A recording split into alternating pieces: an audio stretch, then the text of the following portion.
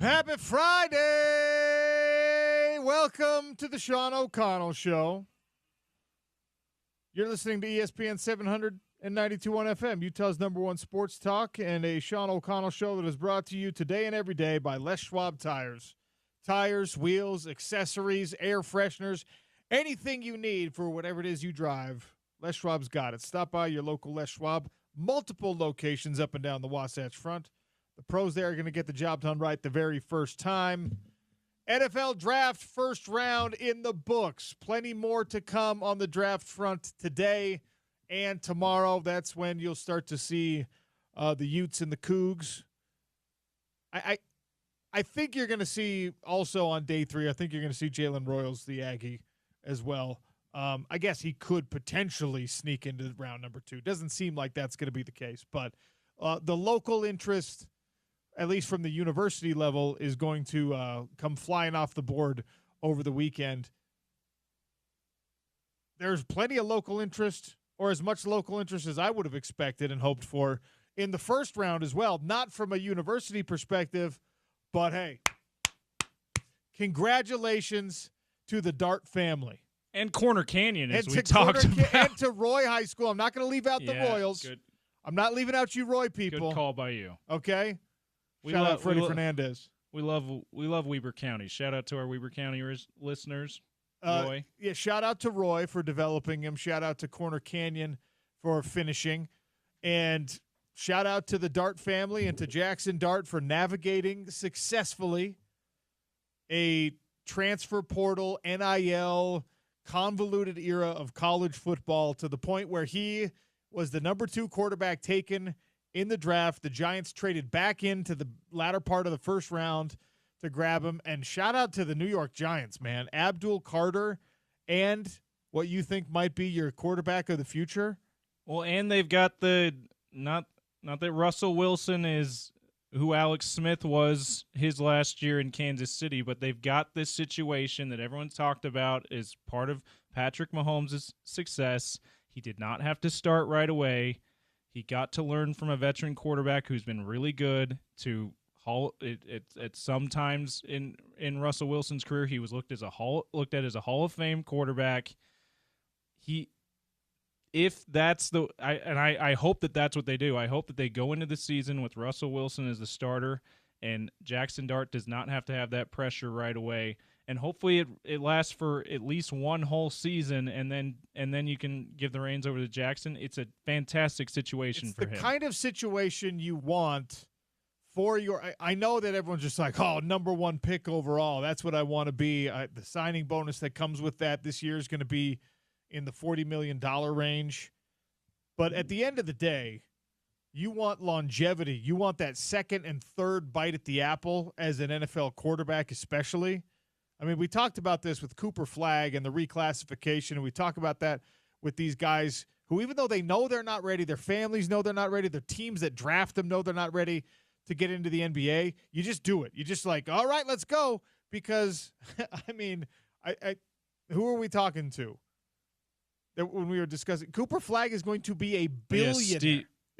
Steve Wiseman was the Durham Herald Duke insider. He's going to be a billionaire because of his basketball salaries, not even endorsements, nothing like that. And Tony Jones has been one that's talked a lot about that too. Yeah, Tony Jones as well. Jackson Dart is now in a situation where hopefully he gets to develop at a more reasonable pace. Look, I'm not pretending that it won't be competitive for him and it won't be crazy for him and it won't be a situation where it is demanded that he absorb the playbook instantaneously, that he's capable of playing winning football in the NFL. I mean, you're going to judge the kid by all the reps he gets in the preseason and regular season action, but there's less pressure and there's a lot more wiggle room when there's a veteran quarterback who can take some of those bullets, who can take some of those sacks, who can take some of that workload off of you. And I don't know how Russell Wilson's going to be as a mentor.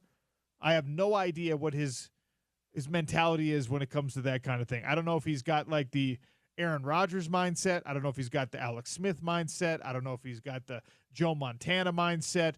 It's a complicated situation to be in when you're the veteran quarterback who's reaching the tail end of the career, and they draft your obvious replacement. The guy who's coming for your job is now your closest coworker, is now a guy who's sitting next to you in the meeting room and is asking you questions.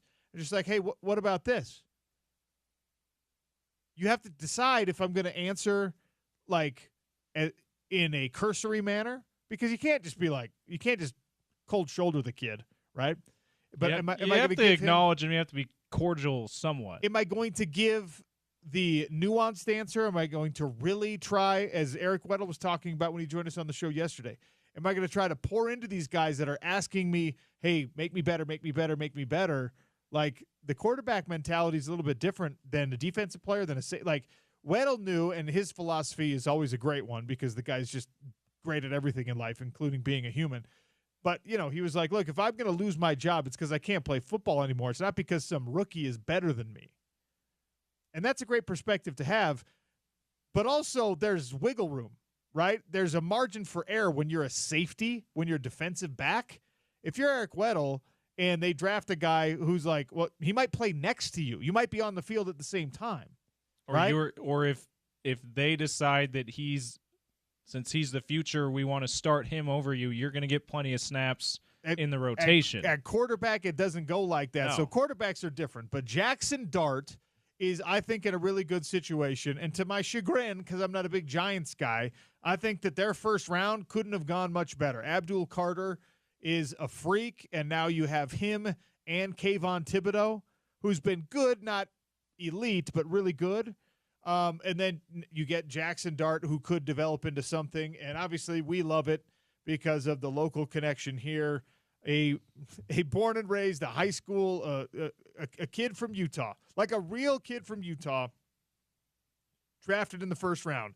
And if you're Corner Canyon High School, if you're Eric Kerr, I know this is disgusting to some people, but you can now be Bishop Gorman. If you want to be.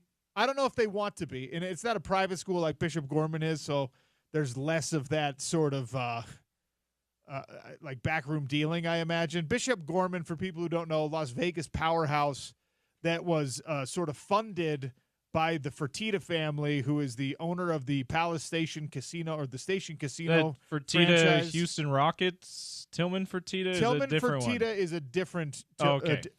These Fertittas, though, owned the franchises in the casino franchises in Vegas, and were the second owners of the UFC, the ones that the UFC became. The Fertittas were the money behind the rise of the UFC. They were the guys, they were mostly silent partners who bought the UFC, the original UFC, and they, along with Dana White, poured some money into it, did the reality television show, and from like a $40 million investment, turned it into a $4.3 billion sale.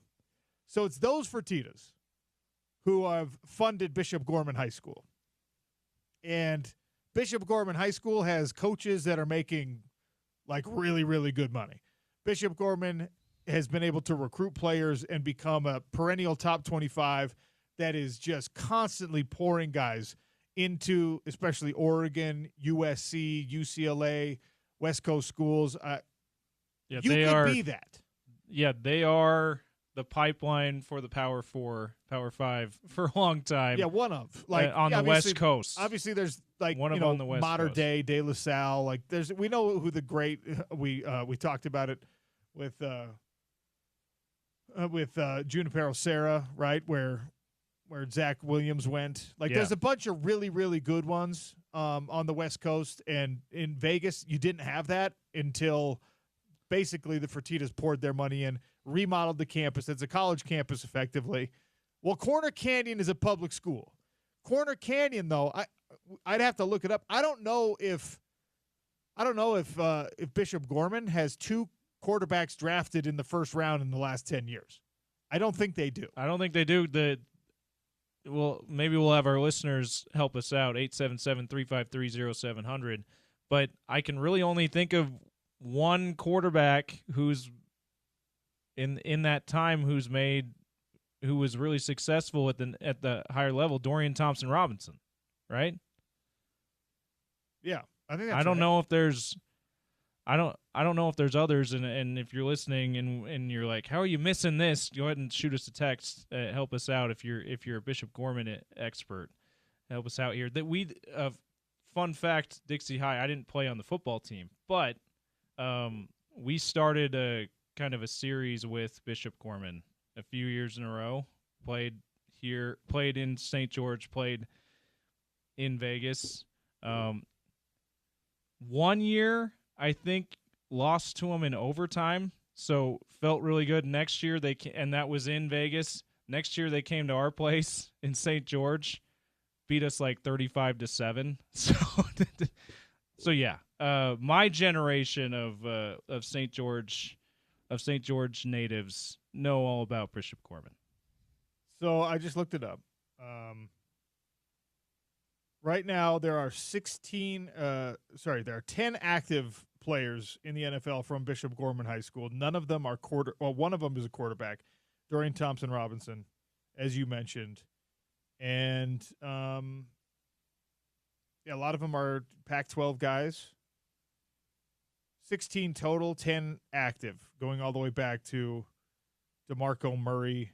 And a man named didn't realize DeMarco Murray was Bishop Gorman. And a man named David Hum, who was in the NFL from 1975 to 1984. So that was pre-Fertitta. That's Money. pre-pipeline. Yeah. Okay, but so there's still a developing NFL pipeline, but it's ramped up in the last 10 to 15 years for sure.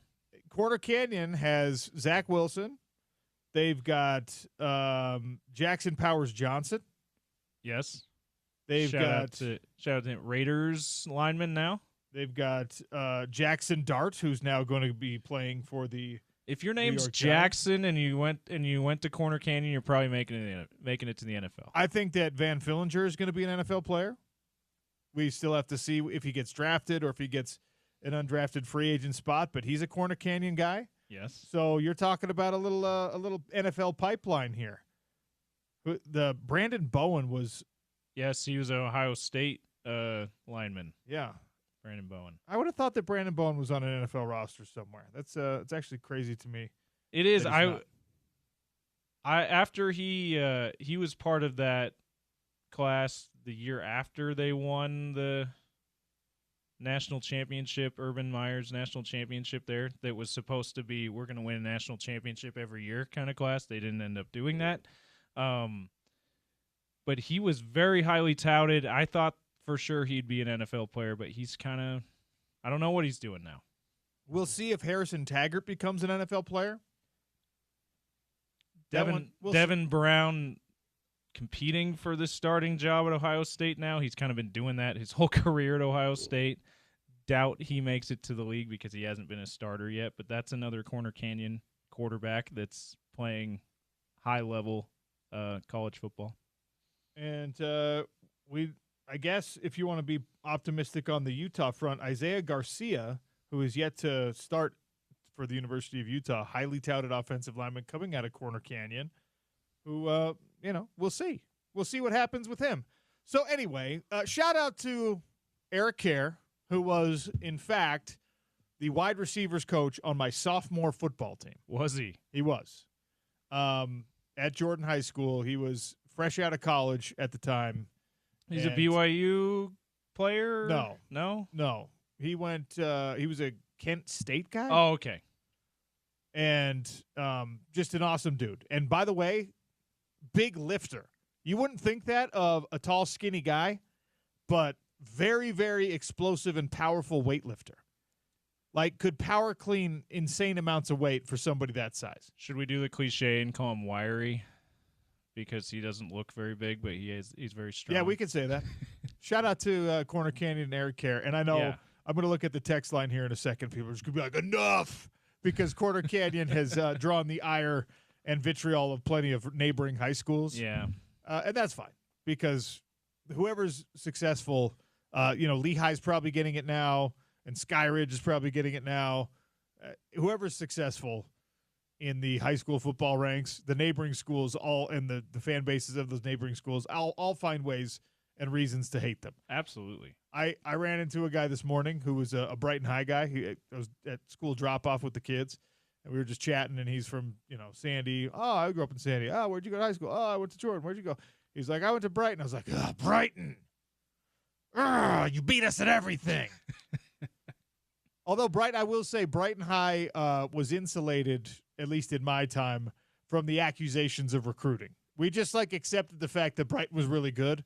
Meanwhile, Skyline was always poaching from everybody else. I'm looking at you, Eagles. My dad, Skyline grad. Oh, really? Yeah. Your dad's part of the problem then. Dad, aunts, and uncles, they grew up in Holiday, so Skyline. Yeah. Eagles, right? The Skyline beat Jordan my freshman year of high school for the state championship. Shout out to that Beat Digger team. They were good. Jackson Brown, quarterback. All right. Oh, okay. Great. Saya Vaivaka, DJ Thane. I'm talking about you guys. All right. Greg Martin. You guys were legends. Still are.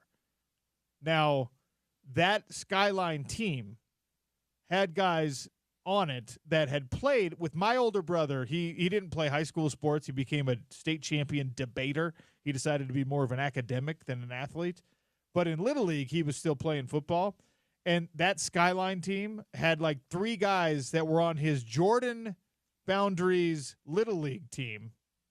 And then they magically went to Skyline High School and ended up beating their former teammates, their former Little League playmates in the state championship game. Heartbreaking for 14-year-old Sean O'Connell, Yeah. I'll tell you that. Yeah.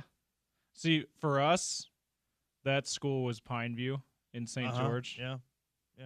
It was the second school built in St. George. Dixie, where I went, was the one high school in St. George forever. Now there's 5, which is wild. It's grown so much down there. But Pineview was the second school built in the 80s, I believe, and a lot of wealthy neighborhoods went in those boundaries, so they ended up winning a bunch of state championships in a short amount of time. Yeah, we do not stand the Pineview Panthers, us Dixie Flyer grads. We can move on, though. Let's I did not intend for the high school the post-draft high school. We could spend time on that in the summer and early fall when high school football's rolling again. The NFL draft, the first round, Jackson Dart is a first-round draft pick as a Utah boy. We should celebrate that.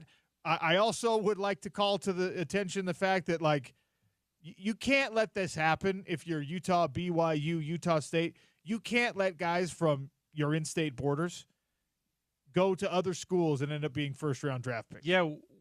How heavily was Jackson recruited? I'm sure he's very heavily recruited by Utah, but how close was he to going to Utah? Because he went to USC first, right? Yeah, Do you remember this story, his recruiting story?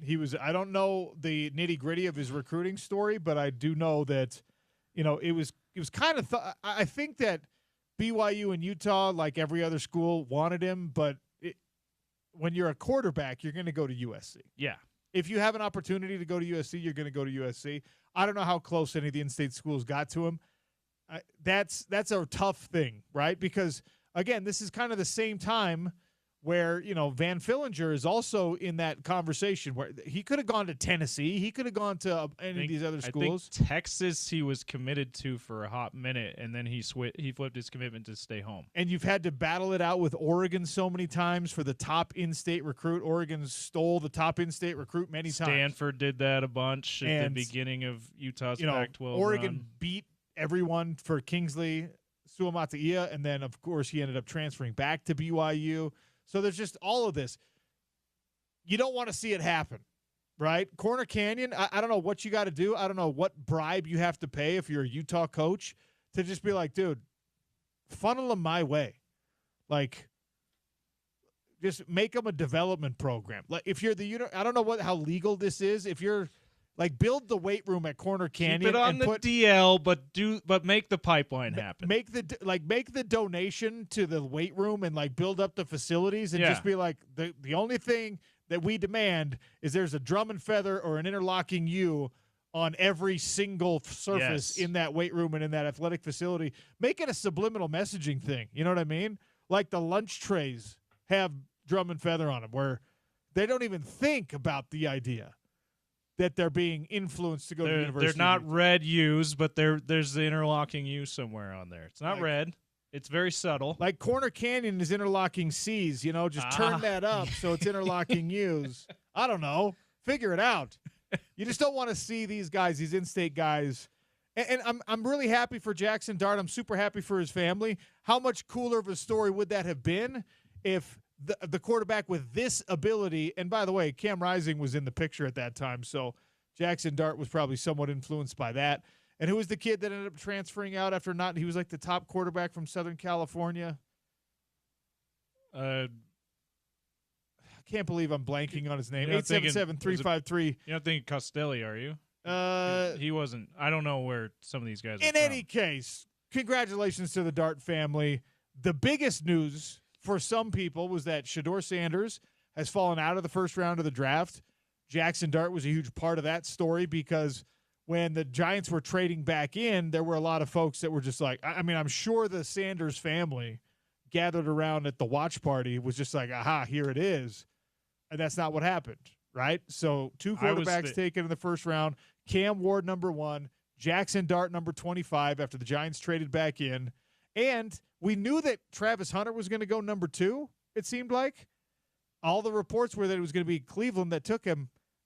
It was not. It was the Jacksonville Jaguars. That was wild. Who wild moved trade. up. It's a kind of a blockbuster. It's like a little mini blockbuster trade, and they gave up a lot. They gave up some draft capital, although I appreciate Shad Khan, the owner, was asked about why would you do something like this, and he had a great response to it. I'm going to see if I can find the direct quote from it, but it was effectively him saying, what's the point of us building up all this draft capital if we don't have anything to show for it?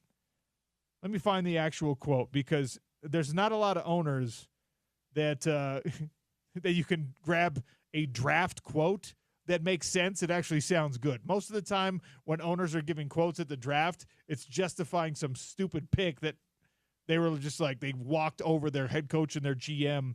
I'm talking to you, Al Davis. Yeah, or Jerry Jones most of the time.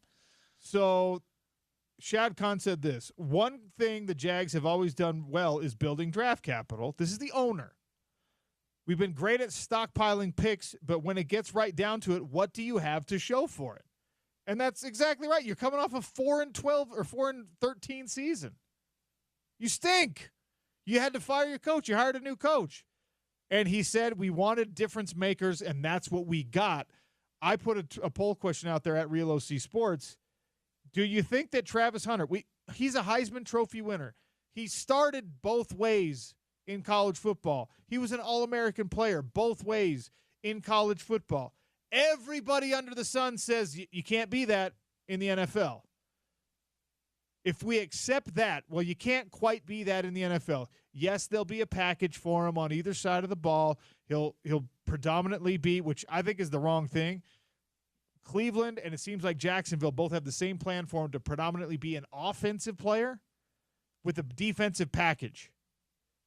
That makes very little sense. Seems to me. Backwards. Yeah. I think you make him a predominantly defensive player.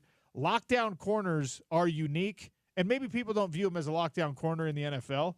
I think that if he's dedicated to that side of the ball, if that's his primary focus, not his only focus, because you got to give him the offensive sprinkling to keep him happy, right? You make defensive primary focus, and you sharpen that knife point. I think that Travis Hunter is one of the great corners in the NFL. And then, of course, you build his ego or his you fill his cup with 6 touches a game on offense. And then he's happy, you're happy, whatever. I think it's backwards to do it the other way.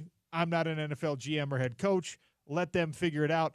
But the question remains for me, is he going to be worth it? Because most of the time when you see teams give up, like, okay, let me boil it down in a more simple way. James Peterson, is Travis Hunter worth a top 5 pick in the NFL draft? Yeah.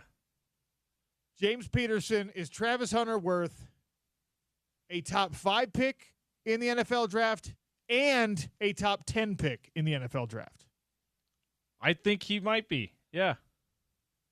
if he plays one side of the ball, or if he's a wide receiver primarily, is he worth a top 5 pick and a top 10 pick? I think he could be. Now, I say could be because there's always the chance that these guys don't none of these guys pan out the way we think they will.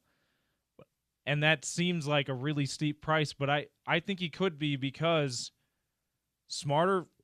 presumably smarter football people than you or I are saying that's where we see the most potential out of him. And they have good reason. He was a top receiver in college, not just a top defensive back. So I kind of trust their judgment on this, even though I'm with you. I feel like it should be the other way around. I think that this has a chance to work out handsomely for both teams. I think if you're the Browns, that's the trade package that says, okay, that's an offer we can't refuse. Even though you're giving up a chance to draft maybe a generational guy. And if you're the Jags, you get the generational guy. And he's got to be generational, which I think he's very capable of, but you have to let him play both ways. You have to be drafting 2 players here. You kind of do can't be to drafting justify that price. The one guy, because the price is you gave up some. It's not a mortgage of your next 5 years. It's not like a Deshaun Watson level trade, but it is something that you're like, hey, we're giving up this year's first-round draft pick. We're giving up next year's first-round draft pick, and there's a couple pick swaps that go in there as well. But obviously the Browns come out on the positive side of the ledger from a draft capital standpoint because they're the ones who pushed back, who moved down. They ended up getting Mason Graham, who I don't love, but they like him. So great, solid pick at 5 or whatever. And the Jags gave up this year's number 5 and number 36. They traded 126. I think they swapped back to like 200 for that one, and they got the 2026 first rounder. So the question is, will he be worth the haul the Jags gave up to get him? Right now, 53% of the responses are saying, 66% of the responses are saying, no, that's a big reach. And he has to be effective on both sides of the football for this to make sense. The thing is with Travis Hunter, though, he was the number 1 recruit in the country when he went to Jackson State. And that was like a big headline-making thing. Why is he going to an HBCU? Oh, because he wants to play for Coach Prime. This is a unique situation. He shined at that level in a way that was just absolutely ridiculous. Again, playing both sides of the ball. But when you're talking about 1AA football, everyone's just like, okay, well, that's different. Can he do it at the Power 5 level? Can he do it at the Power 4 level? And then he showed up and he did that. He missed some time because of injury, right? Last year or 2 years ago. And then last season, he was mostly healthy and was the best player in college football. One snap, I think, last season. Is that right? No, he missed plenty of snaps, but he played. Anyway, it was far into the year. It was only one snap. He must have missed towards the end there. And look, he played incredible football on both sides. And the Jags are doing something like Colorado did, where they're just like they're going to trust it. Cleveland, I think, was ready to do this also. But the Jaguars said, no, we want a difference maker. We're drafting 2 players with the number 2 pick. We're getting wide receiver Travis Hunter and nickel corner Travis Hunter in the same pick. And it's unique. It's something new. I love it. Answer the poll question at Real OC Sports. We got to take a quick one here. We'll come back, talk all things football with Bill Riley. His Chiefs. Did Bill like the Chiefs pick toward the later part of the first round? Sean O'Connell Show, ESPN 700, 92.1 FM.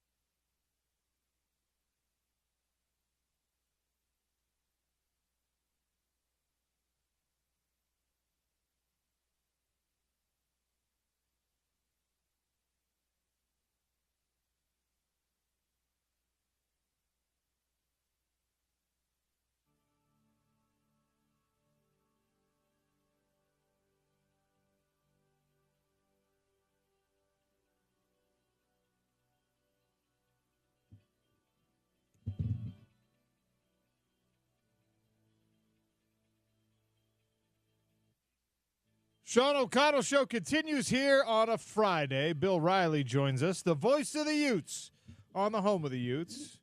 Bill, it's been a while. I've been out on Fridays for the last 3 weeks. Great to catch up with you. How are you, sir? Yeah, I'm good. You missed the spring game last week. I did not miss the spring game, actually. I flew back on Saturday morning, and I gathered up my 3 adorable daughters, and I attended the spring game on daddy duty. We all enjoyed it very much. Oh, you usually swing by the booth, but having 3 young girls with you, I understand why you didn't come by the booth and look for free food. Yeah, otherwise I would have. In fact, I should have, with 3 extra mouths to feed, I should have definitely made my trip up to the booth. But they might have been like, "Hey, young lady, where's your credential?" That could have gotten awkward. In any case, they probably have adorable faces like their mother, so they were probably able to get. They would have been able to get by security. Oh yes, I'm glad that you correctly identified the mother's the one who gave him the good looks. How was the call on the spring game? We were, like I said, we were in the stands, so we're not able to listen to it. Well, I could have pulled up the app, but I didn't because again, 3 small children. So how was the call? We had fun. I mean, it was TV broadcast on ESPN Plus, and it was, it's not really a regular traditional football broadcast. It's just not, because it's the spring game and the format's different, and you've got running clocks, and but it was good. It was a great showcase for Utah football, and we had good player interviews. We had, Britton Covey swing by the booth. We had Witt on the headset on the field. Scally and Beck both came by. We covered all the bases, so it was good, and I think we did a good job of highlighting, where things are right now with the program coming out of a tough season last year, and really focused on the offense. And I was a little surprised that Devin Dampier played as many series as he did. I was glad he did. It was good to see him out there running around, but outside of that, I thought it was just a good day. And it's not real football, but it's the closest thing we have to it in mid-April. I did love, by the way, the coaches' conversations you had on the broadcast, kind of like the UFL does and the XFL used to do, where you get to talk to the coach while game action is going on. You did it with the coordinators, as you mentioned. Not a feature we will get to see during the regular season because they have more important duties, but something that was pretty cool during the spring game. While game action's happening, you guys are picking the brain of the offensive and defensive coordinators. Yeah, it was fun. It was really good to talk to Jason, and I had a lot of opportunities this spring to just kind of being over at the facility, doing some different work, catch up with him. He's easygoing. He's easy to talk. He's not easygoing on the field. Having been at practice, I know you were out there a few times too.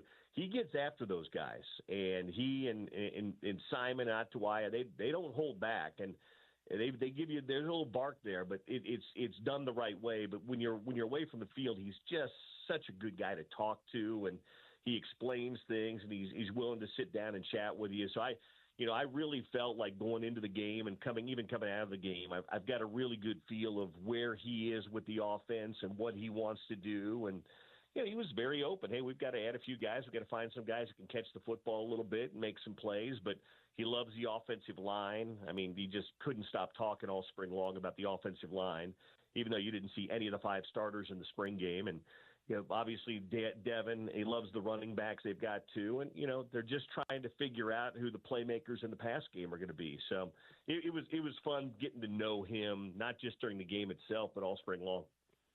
Speaking of the playmakers in the pass game, the bad news coming out of spring, and it was mostly good news coming out of spring, a lot of enthusiasm, a lot of excitement, is that the guy that, the coaches were so complimentary of, and at a couple of times Coach Witt said, hey, Zach Williams would be our number 1 guy if the season started today.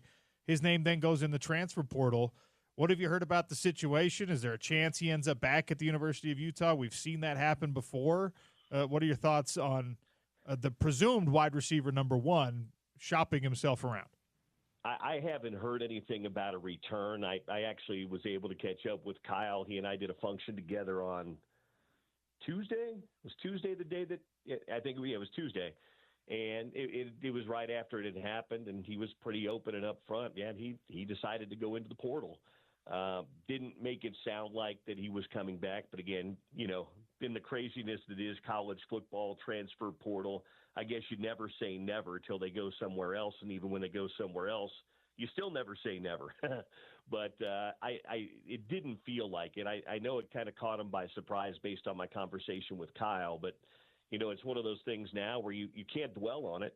I mean, you can't. You just have to move on and figure out how to fill the void. They were already looking to add, and it's no secret. Jason Beck said it on our broadcast. Kyle said it a few times. They were looking to add a couple of more receivers if possible. I think they like some of the guys they have. I think Creed Whittemore had a nice little showing. I know they're really a big fan of Zipperer, Daedrin Zipperer. He was a little banged up during the spring, didn't play a ton toward the end, but I know they like him as well. So there's a few guys on that roster that they know and like. Ryan Davis we didn't see, but he played that New Mexico system a year ago. He's here too. But it's no secret they're going to have to go out and find a couple of guys they can try to plug in and get some production. Now the good news is they don't have to have that guy that it'd be nice to have him. Maybe they can find it. That guy that is the burner that takes it to the top off the defense every time. Because Jason Beck's offense really works in the mid-range and the intermediate pass game. He's a big yak guy, yards after catch. But if they can find one of those guys, I think it'd be great. Bill Riley, our guest here on the Sean O'Connell Show, talking all things Utah football. We'll get to the NFL draft here in just a second. I spent probably too much time on the show talking about what it means, like from a philosophical perspective, when you've had a hard time now for a decade finding that true wide receiver number one to take the top off the defense kind of guy. Even when it looks like you have the body in the room, the 4'5", 6'5" wide receiver, it just hasn't translated because of injuries to the quarterback position, or when a Dorian Singer comes in, you don't have the quarterback play to support his abilities and things like that. But there's been plenty of years, the last two notwithstanding, where Utah doesn't have the best wide receiver or the best wide receiving core in the conference and still is among the best teams in the conference because of the tight end play, because of the running back play, because of the quarterback play. Should we resign ourselves to that probably being part of the Jason Beck offense the way we did with the Andy Ludwig offense these last few years? Well, I think for now, until you see it, if that makes sense. I mean, I'm not saying that that's never going to happen. It may not happen right now. It may not happen this spring. Finding that take the top off guy. But I don't think that it never happens. I think if you're in a pass-friendly offense with a good playmaking quarterback like they have right now, and shoot, they might have moving forward too, because they've got some really good guys in the pipeline right now. I think you'll be able to attract those guys. But right now it doesn't feel like it's there, if that makes sense. And again, maybe they find that guy. Maybe they find that diamond in the rough that's there in the portal. But I think you can function right now, and obviously Andy didn't have a bunch of that either. I think good offenses, and this is what Jason Beck said all along, he goes, I tailor my offense to the players that I have. Because I tailor my offense to the guys that I have in my program. So if he doesn't have that burner, that speed guy that runs by secondary personnel, he'll make the adjustments and go from there. The good news is, Sean, they're going to be able to run the football. The offensive line and the running back room is deep. I mean, obviously, Wayshawn Parker is really, really good, but they've got some good backs behind him. I liked what I saw out of Devin Green this spring. Bray, the young freshman, obviously Rogers, who played at New Mexico a year ago. So I think they'll be able to lean on that. And, of course, the dynamicism of their running back, their quarterback, who can make some plays with his legs too, and Devin Dampier. So the offense is still a work in progress, but I like what I've seen if they can make some good portal additions this spring. You just said it, and Jason Beck said the same thing when we talked to him on the show. I will tailor my offense to the personnel I have, and the tight end position at New Mexico was not featured like it has been at Utah the last several years, but you have guys in the room. Dallin Bentley, good, more of the traditional type tight end. Landon King is more of the receiver, but the large, big body wide receiver type. And then it seems like everyone's really enthusiastic about the transition that Hunter Andrews has made. Yeah. So wait, James, you just say that Landon King just went in the portal? Yesterday. Yeah, last night they reported he's in the portal. On 3 did. So if we take Landon King's name out of the tight end room, does this mean that Hunter Andrews is now the guy that's going to get all the touches? No, I think they like Dallin Bentley a lot. They raved about Dallin Bentley this spring, and I think Dallin Bentley is there. I think Hunter Andrews has a chance too. He's still learning that position. He's not a tight end by trade. He was a linebacker. A year ago at this time, Hunter Andrews was coming out of high school. He was a linebacker. He came to Utah and became a running back. Now he's learning his third position in a year. So he's not fully there. I wouldn't say he would get all the targets, but he certainly had some nice flashes and glimpses in the spring. There's another guy that might have a chance to move over there too. He's got a big body. I don't know if they will, but keep an eye on a guy like Otto Tia. He might be a guy that could move to the tight end spot eventually too. All right, switching to the NFL draft. Do you like your Kansas City Chiefs pick at number 32? As long as he plays, as long as his knee's healthy, I think they've got a steal. He was clearly one of the one or two best offensive linemen in the draft if healthy. And I may have even picked the brain of your former partner, Jeff Schwartz, who thinks he's fantastic. If you watch his tape, he was an absolute beast last year. Well, the year be 23 and the beginning of 24 for Ohio State. So, yeah, if he's healthy, and I don't think the Chiefs take him if they don't. I think they had him in like 2 or 3 times with doctors and everything else. I think you've now solved your left tackle problem. And even if he's not ready to go right away, they added Jalen Moore from your Niners, who's a solid left tackle who backed up Trent Williams, but was good in the games where he started. Even if it's a ease him in a little bit, I think they're in good shape, and they're probably cutting Juwan Taylor after this season. So maybe you move more over to right tackle, and Simmons is your left tackle. But I like it. Obviously, when you can't protect the quarterback, it doesn't matter how good the quarterback is. And Mahomes is the best of the best. But if he's running for his life, it doesn't matter. So as long as he's on the field, I love this pick. Does the Chiefs drafting another tackle say anything about their future plans for Kingsley Suamataia? Well, they've already said he's not playing tackle. That's what I thought. He's playing left guard. He's going to be. They're going to plug him in where Joe Thuney was. You know, they had to make a decision. They couldn't pay Joe Thuney, Creed Humphrey, and Trey Smith $20+ million each. You can't pay 2 guards and a center that kind of basically pay them tackle money. So they loved Thuney, but they made the decision to go with the guy that was 7 years younger and every bit as good in Trey Smith. So I think the move now is Kingsley Suamataia slides inside where he's probably a little bit more fit on the NFL level to be and let him try to play guard at the left side.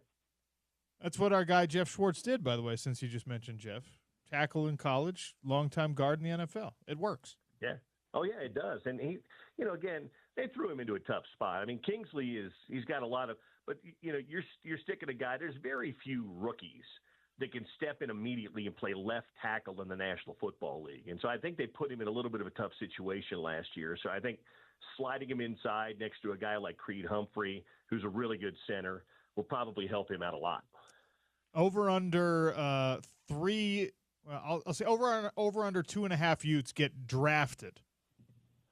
2. I'll say 2 is the number. I think Junior and Karenni Reed get drafted. Okay. And I think a couple of other guys are going to sign free agent deals. That would be my guess. Now, I hope I'm wrong. I hope 3 or 4 guys get drafted. But my guess is Junior, who had a really nice Senior Bowl, and obviously one of the nicest kids around, and obviously Karenni too.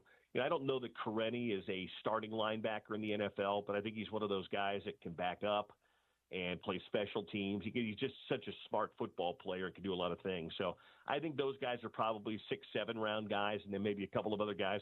Wouldn't surprise me if Caleb Lohner signed a deal too. I know people liked him in workouts. He went to about 7 or 8 or 9 different teams to work out. And it wouldn't surprise me at all if he signed a nice free agent deal with somebody. Coastal Carolina, some team just signed a Coastal Carolina basketball player who hasn't even played football since high school. And same build, exact same build as Caleb Lohner.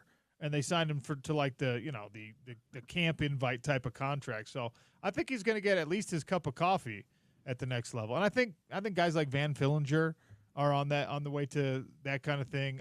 The numbers that Connor O'Toole turned in at the workouts. Mekhi Bernard performed well. All of these guys, I think, end up at least getting their opportunity in the NFL. And I, like you, have my fingers crossed that some of them stick.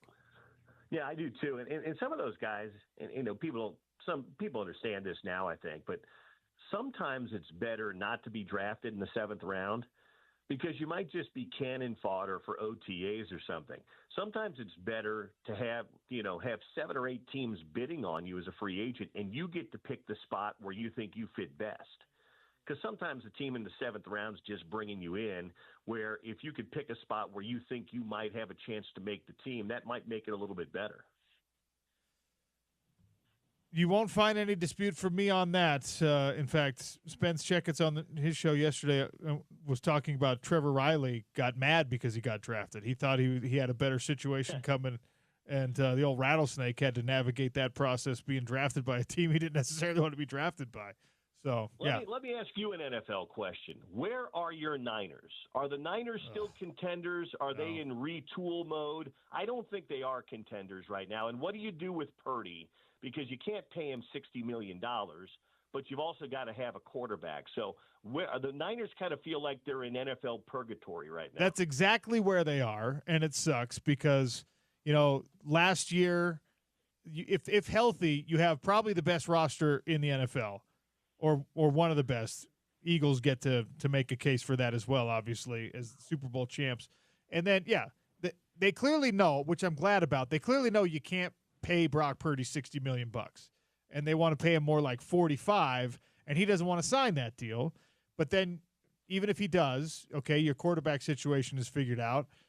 Your defense got decimated by departures in free agency, and now Christian McCaffrey might be an injury liability instead of one of the best players in the league. So, not a terrible team, but no longer a Super Bowl contender, and it's kind of the worst place to be if you're a 49ers fan. Thanks for rubbing it in, Bill. Well, no, I was just checking in to see where you felt like your team was. Yeah. I think that the window unfortunately closed because of those injuries that piled up last year. And the contracts that all kind of, you have to pay the piper on these. And when you've got a quarterback on a rookie deal, you can kind of fake it till you make it. You can kind of fudge the supporting cast around him. And those hens come home to roost at some point. And when you're talking about a guy who's now going to make 45 times at least what he did on that rookie deal, there's casualties elsewhere on the roster. And they're going to have to figure it out. And by the way, there's a bunch of teams in the NFC that are getting better. So it's not going to be easier for the 49ers to stay in the picture right now. I hope that the retool doesn't result in like a full collapse and then rebuild. That process obviously takes a lot longer.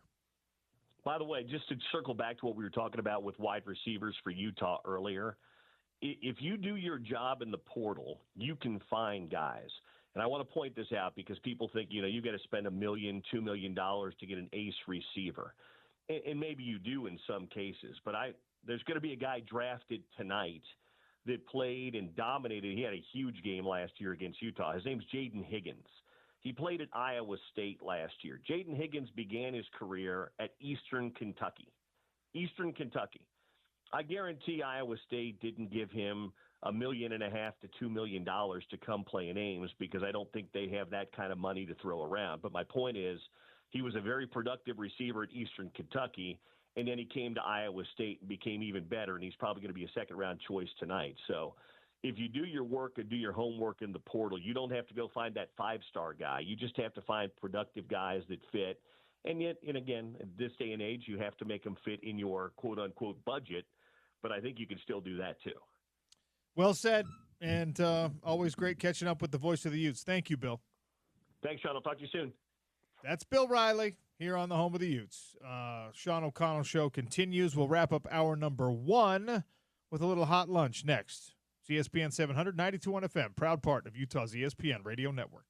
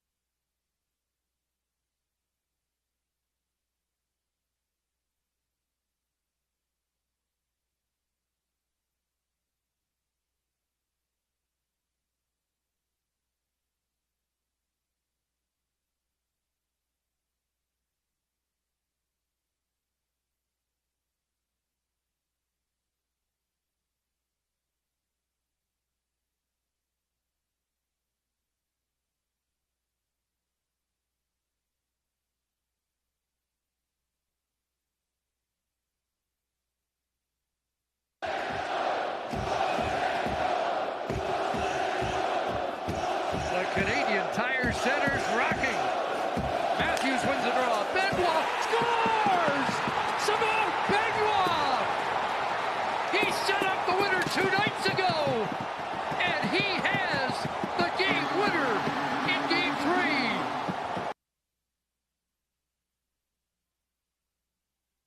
Simone Benoit, game winner. 3-0 lead for the Maple Leafs against the Senators. Next Stanley Cup playoff broadcast right here on ESPN 700 is Game 4 of the Winnipeg Jets and the St. Louis Blues. That'll be Sunday morning at 10:30. We are your home of the Stanley Cup playoffs. All right, a little hot lunch. And, look, I'm burning myself here in the hot lunch. I don't even want to admit this on a Friday, but I have to. I fully prepared for the show today. Watched all the draft and read all the articles last night. Totally over-indexed on the NFL stuff. And what slipped through the cracks for me, James? Go ahead, call me out. Landon King in the transfer portal. I'm embarrassed. And mea culpa to all the Utah listeners out there. That's my bad. I can't come on the air not knowing that. I can't be talking to the voice of the Utes without that in my back pocket. Shout out to James, the producer. As soon as he heard me drop Landon's name, was like, whoa, whoa, whoa, don't say something stupid here. We rallied. Yeah.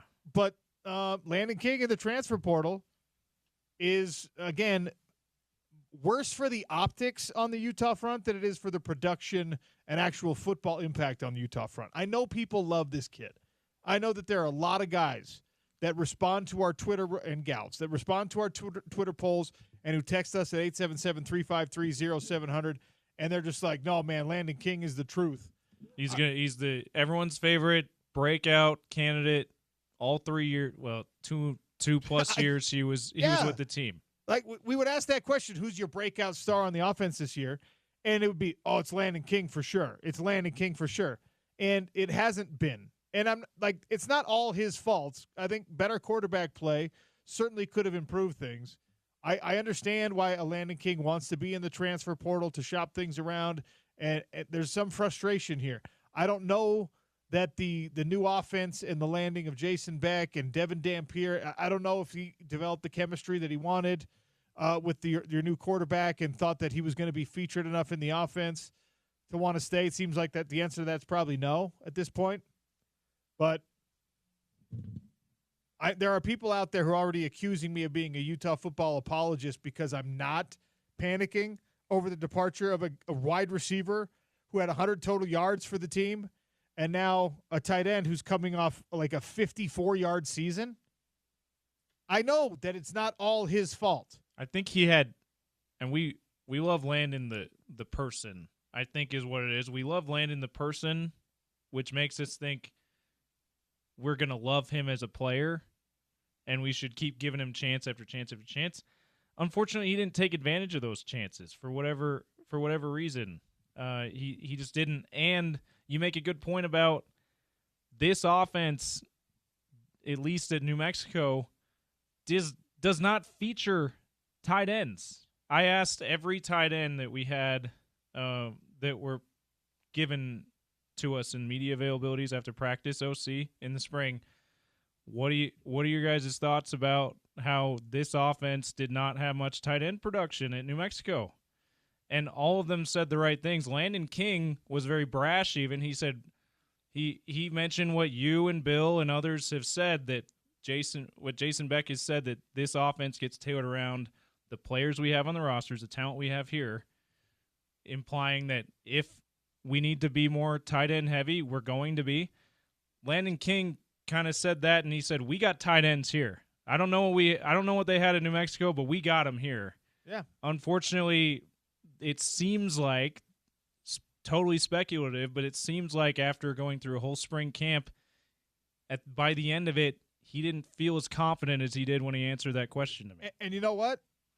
Good for him for sticking through spring and figuring out if there was going to be a fit. Because you could have, when you found out who the offensive coordinator was going to be, the first thing you can do, the easiest thing you can do, if you're any of these tight ends, if you're anyone playing any position for that matter, is you look at what New Mexico did offensively, you find out what you can find out about Jason Beck, and you find out what you can about the coaches he's bringing with him, Atawaya and Simon, and you say, do I want to be part of that? I'm not sure, In December, you could have jumped in the transfer portal and just be like, oh, he doesn't feature tight ends. I'm going to go find greener grass. So credit to Landon King for sticking through spring and seeing if he could make it work at the University of Utah. Like all the other players doing this, you wish them well.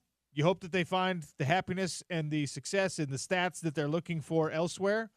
And then you say, what about the guys we have in the room right now? This actually makes it really intriguing to me because now you're talking about, like, Landon King was the wide receiver tight end, and Dallin Bentley is the tight end, and Hunter Andrews, as we've talked about, is the Swiss Army knife Brant Keithy tight end, who also was kind of the wide receiver tight end. So Brant was 2 players. Now you don't have the wide receiver tight end, and you don't have the wide receiver. If anything, this is not a tight end problem. This is another wide receiver problem for the University of Utah. They're not in the same room, but the proverbial room, right, that we always talk about with position groups.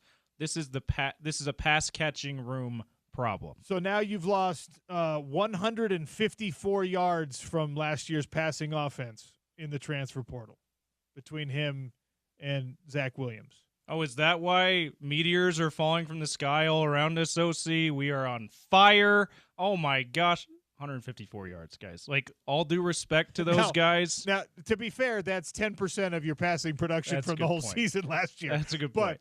But that's mean. That was a mean joke. It's nothing, and all due respect to those 2 guys, and in particular, the coaches seem to really like what they saw out of Zach Williams this spring. Enough for, as we've said ad nauseum, Witt to say he's the number 1 receiver right now.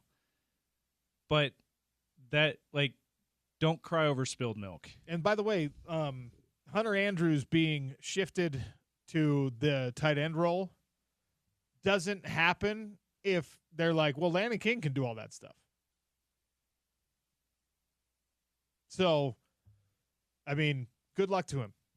It's a bummer for Utah, and I know his teammates loved him, and I know that there's a huge chunk of the fan base that thought that he was the second coming of Dalton Kincaid, and it just didn't work out that way. And I don't know, there will be a landing spot for somebody like him because he's 6'5", and he's 225, and he can run.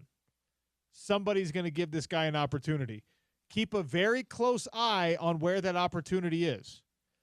I will say it a dozen times between now and when Utah football actually takes the first snap in the fall. Very, very few people have departed this program in the transfer portal and had better years or better careers after they left. It's actually the drastic minority. It's mega uncommon for individuals to leave any Power 4 program, go somewhere else, and have it be a better situation for them. Yeah, it seems to be guys who transfer from the FCS ranks or the Group of 5 ranks who tend to go on to have better production at the Power 4 level than the guys going from Power 4 to Power 4. I mean, that's true even of really, really good Landon players. King is an example of that, by the way. He transferred from Auburn. He transferred from Utah. Auburn. He came to Utah. It didn't necessarily work out the way he wanted it to at Utah. And this is a transfer portal thing, right? It's weird because pre-transfer portal, like, remember when Gianni Paul transferred to the University of Utah? And that was like, it was unbelievable. It worked out great for both parties there. And it's like, as soon as we started calling it the transfer portal and we had open transfer rules, it became less and less common for individuals to make the lateral move and have that be the right decision. Like, and I know that there are plenty of anecdotal examples where it certainly was the right decision. I mean, you've had Heisman Trophy winning quarterbacks that were transfer players. I'm not talking about the outliers here. I'm talking about open the transfer portal right now and see how many of those guys are from Power 4 schools and how many of those guys are going to have even equal to, but certainly better than production at the next stop. And it's just not very many. The percentage, if we did find me a data scientist to get on this, this is the perfect job for somebody like Andy Blarson. He does that stuff, right? I will bet it's less than 10% of individuals who make a lateral college football move or a lateral college basketball move have more success at the next stop. And congratulate to those 10%, the transfer portal, good for you. That's wonderful. It's the climbers that kill it in the transfer world. Highlighted by the number 1 overall draft pick who started as a 0-star recruit. I saw someone put the graphic up on Twitter yesterday. This is the last thing before I get a break. I saw someone put this up yesterday, and it was like this inspirational quote, a reminder to run your own race. Don't worry about what anyone else is doing. Cam Ward started as a 0-star recruit at Incarnate Word University. He then went to Washington State. He then went to Miami. He's the number 1 overall pick in the NFL draft. DJ Uiagalelei was the most coveted prospect in all of high school football / college football. Ended up being a 2-time transfer and is now probably not going to go anywhere in the draft, is probably going to be an undrafted free agent and most likely not even at the quarterback position. Teams are going to want him to probably try out as like a tight end. That's just the way that the world works sometimes. And again, those are outlier, insane, like anecdotal stories. That's not the representative of the overall sample, but it's a good little highlight to show that the climbers seem to really excel in the college football world. The folks that go from the lower level, the FCS level or the group of 5 level to the Power 5 level, they only get there because they've impressed at that other level. When you're talking about the lateral moves, a lot of times it's like, well, I recruited you. You're unproven where you're at. You're going to be unproven when you come over here. Maybe you can do it. And again, I do my best to not begrudge anybody who's making these decisions for themselves. And certainly not for if we call the guys who move up, we call them the climbers. Oh, I don't know what do you call it? Because I don't want to call them the fallers. I don't want to call them the droppers, the down climbers, the sliders, the people who go down the ladder. I wish them. The descenders, I wish them even more success. Descenders is the best one we got, James. Well done. Like, there's a kid who is going to get drafted probably tomorrow named CV Nomura, who we watched when he was at USC, when Utah was in the Pac-12. And if you're a Utah State fan, you know that CV Nomura went to Fresno State from USC and just became awesome, just all over the place. He found his niche. He found the appropriate level for him to excel on his own depth chart and obviously against his competition. And he's one of the biggest thumpers you're going to find in all of college football. He was when he was at USC, but he was having a hard time getting on the field. CV Nomura can hit, dude.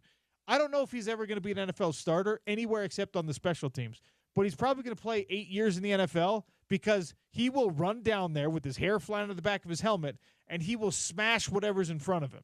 And you still need that in the NFL. And that guy's going to make $750 to $1.8 million for the next, 5 to 10 years because he's good at that thing. Finding your groove is so important in life, but certainly in these college football realms. Good luck to Landon King. Wow. See what I did? That is a filibuster that just killed like a quarter of our next hour. Sean O'Connell Show. Yeah, we'll have a shorter opening segment of Whoops. hour 2. Whoops. Oh, man. ESPN 700, 92.1 FM.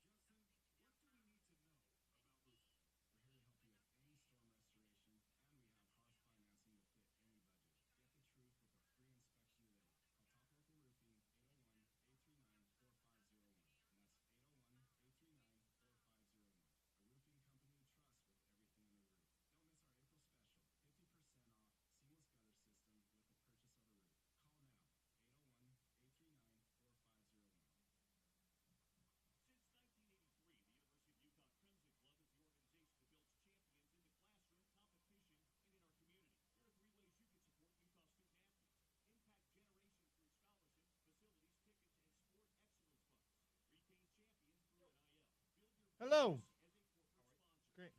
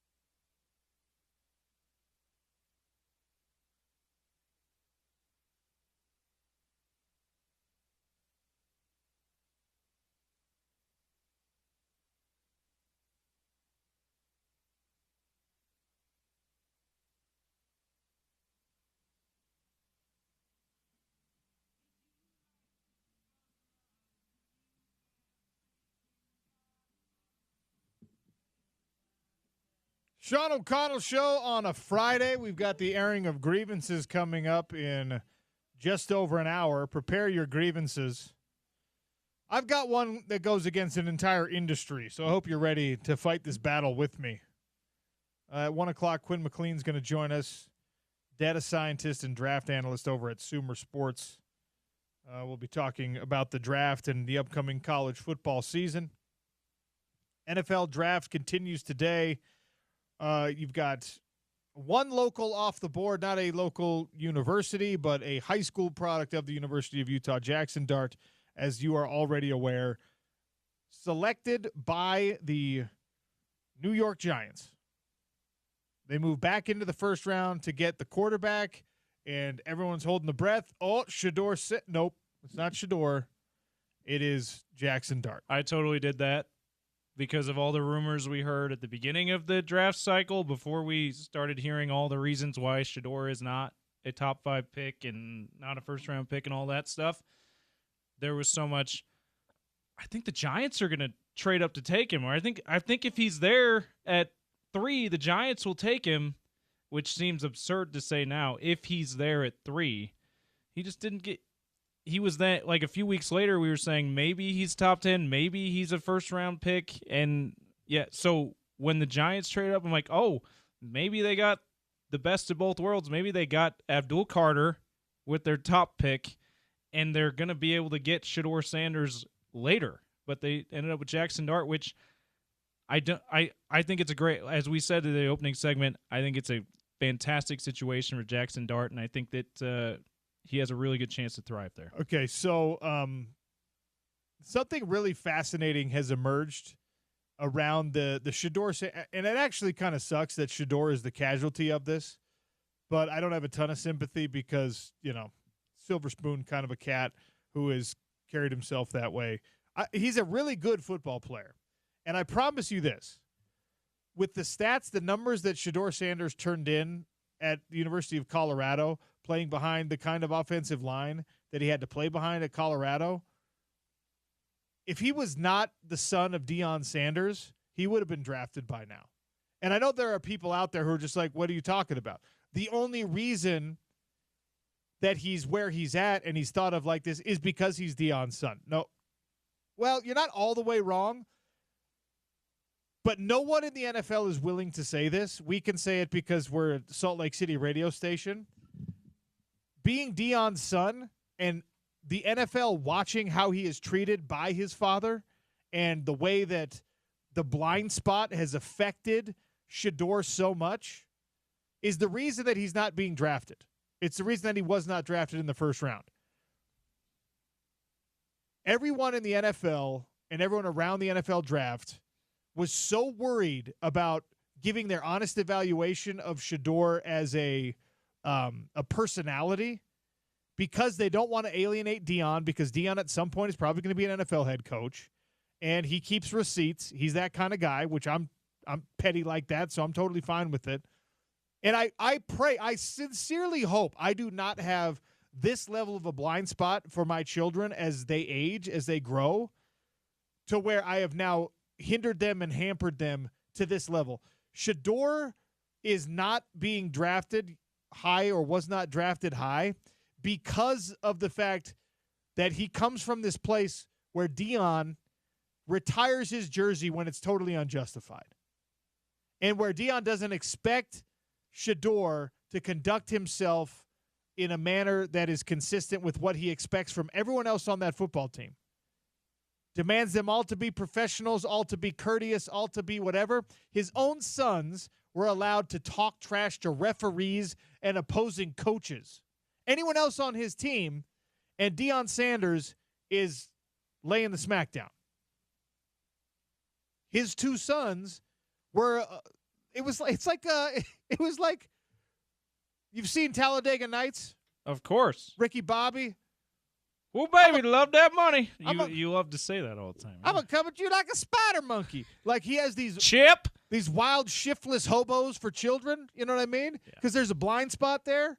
And then it's not until his mama comes in and it's just like, all right, I'm going to put the smackdown on these kids. Like, that's what you have with the Sanders boys. Laying down granny law. Yes, exactly. It's so bad, but now I'm on it. Now I'm thinking about Talladega Nights. It's great movie. So funny, but then you think about it in real terms. It's so bad how they talk to their grandpa. Oh, it's horrible. Talk to Chip. And then, of course, Ricky doubles down. I love the way they're talking to you, Chip. and like, I like Deion Sanders so much as a head coach. I'm so impressed with the things he's done. I like the ideas that he's coming out, that everyone, and this is why people are so careful about how they talk about Shedeur, and why, like, Mel Kiper was melting down last night because Mel Kiper was like, number one player in this draft is Shedeur Sanders. And every time Shedeur didn't get taken, they go to Mel Kiper and he's just like, these teams are going to regret it. It's like, by the way, Mel Kiper is on my all-time list of people who only had to be good at their job like one time and have been able to keep their job forever. That's a guy who got a reputation and didn't have to live up to it the rest of his life. The way your thing about reputations, you got to live up to the rest of your life. Some people establish that reputation early enough that they no longer have to live up to it. It's like weathermen, NFL draft analysts, and some types of doctors. They just can be wrong about everything. And you just keep going back. Stephen A. Smith. That's another guy. It's our business, and it's weathermen. Yeah. And I think half of the medical community at this point, but we'll get to that in the airing of grievances maybe. But it's like, you could be so wrong. And by the way, there's a political bent to it because they really are worried that anonymous coach. I didn't like some anonymous coach telling the truth about Shedeur Sanders, but also remaining anonymous. Like, just put your name on it. You know what I mean? Be the one who comes out and says, dude, Shedeur Sanders, we're not going to draft him. Bad body language, entitled, like, not as good as people thinks he is, whatever. He's going to take some development like all these guys do, but he is going to take a little bit more development than Cam Ward. Yeah, and comparing him to the other quarterback that people thought initially he might go over. And you don't know if he has the attitude to be able to take that kind of coaching. And the thing is, people won't say it because they're afraid of offending Deion. They're so worried about what this means, what his dad's going to, like, what receipt his dad's going to keep, and when he's in the NFL, is he now going to blackball me as Mel Kiper, as Todd, or as Adam Schefter, as Todd McShay? Is he going to be like? Are these guys going to be like? Well, we can't say anything bad. And if you're an assistant coach, you have to stay anonymous, I guess, because what if you have to work for Deion someday? Yeah. Now you can't, and it's wild. But this backwards thing where we have like Shedeur Sanders was elevated all through his entire life because he's the son of Deion Sanders, and now that is hurting him. I promise you it is, because people look at the way that he is parented and the way that he is exempt from all the discipline and the rules that Deion demands of everyone else. And it doesn't matter that he had the number 1 completion percentage in the country. It doesn't matter that he had all those crazy yards. Instead of teams being like, well, yeah, look, we'll take a flyer on this guy, even though he's not perfect, because look at the production he had, even for not that great of a team. They're looking at it and they're just going like, I don't know if I can have him be the face of my franchise. I don't know if I can have that guy who hasn't showed us ever that he's got the right level of discipline and he's got the right level of priorities to be an NFL quarterback, because of the way that he handles himself, the way that he presents himself, the way that he talks to people, and more importantly, the way that his father has elevated him above what he deserves, retiring his jersey and stuff. NFL teams are now looking at it and just going like, that's what he expects from us too. And we can't do that for him. So I don't want him in the building as a first-round draft pick. He's going to get taken today, but his production is first-round production. His evaluation, his interview, his attitude, his association with his dad and the whole thing. We're like, did you see the statement he put out there yesterday? It's a 50-50 split. People are like, look, great for Shedeur taking this thing head on, addressing it. He's going to be crazy motivated, and this, I hope, is the humble pie that everybody around him needed to be served, to be like, yeah, see, you just have to have the right attitude, man. You talking about I'm built for whatever going to happen today, or is that? No, he he's just like, you know what? This is motivation, obviously. Oh, yeah, He's saying all the right things. And then he says, there's no way this should have happened. Like it's something that happened to him. Like he wasn't involved in the process at all. Like how dare they not draft me? You played a part, my guy. Like, and honestly, like, sorry, and, Deion leaned on the faith-based stuff and went back and just like, God has other plans, and that's great. I love that he stays consistent on that. But again, Coach Prime should be looking in the mirror and saying to himself, am I responsible for this, at least partly? And the answer is absolutely yes. And that sucks, man, because he's an involved father. He is right there with his kids. He's got his 3 sons in the building with him at the University of Colorado these last 2 years, right? Like, what a dream as a dad of grown children. The rest of us at some point are going to have to send our kids off to college. They're going to have to send our kids off to missions. They're going to have to send our kids off into the world and hope that they want to be around us. Like, his kids like being around him and wanted to play for him and all that stuff. That's a huge win.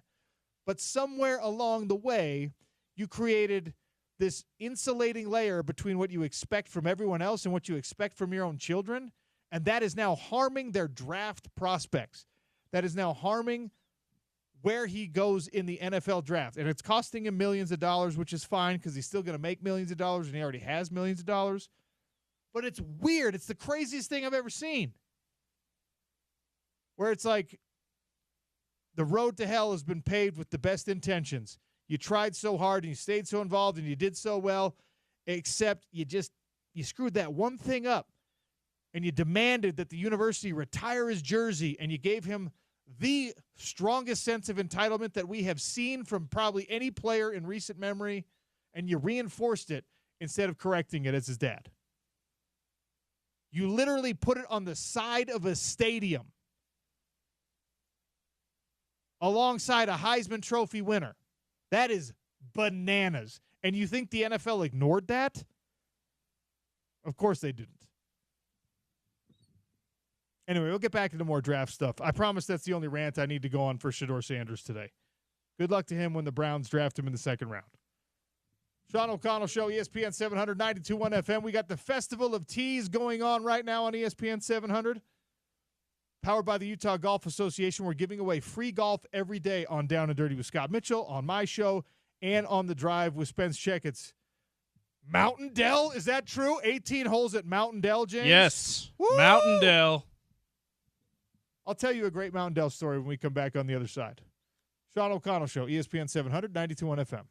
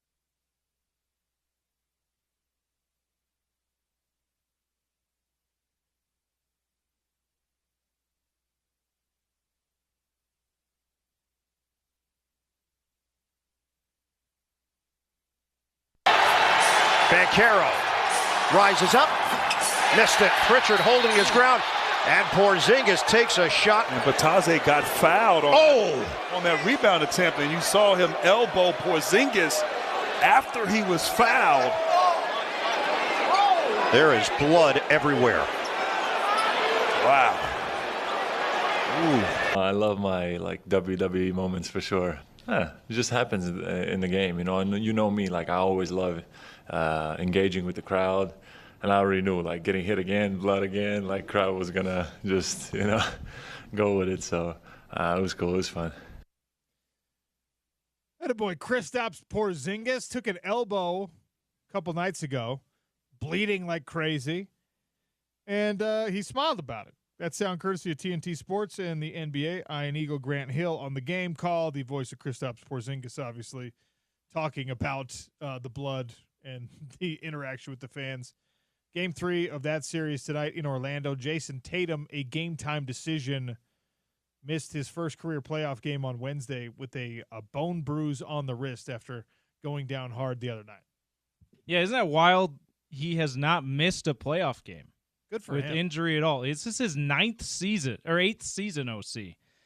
And he's only missed, and he's been in the playoffs every time. That's the only time he's missed one. So hopefully he doesn't have to miss more. This Celtics team has a real chance to repeat. Obviously, not as good of a chance without their best player. A bone bruise is one of those things where I think a lot of this is inflammation and pain management. You're not risking, this is the game of basketball. You're not risking anything sincere by going back in and playing with you wrap it up and put some tape on it, spray the cold spray that they use at the World Cup spray. soccer. Yeah. You know what I mean? Just, we're better now. Spray some of that on it. They don't need him to beat Orlando, and that's why they're going to rest him.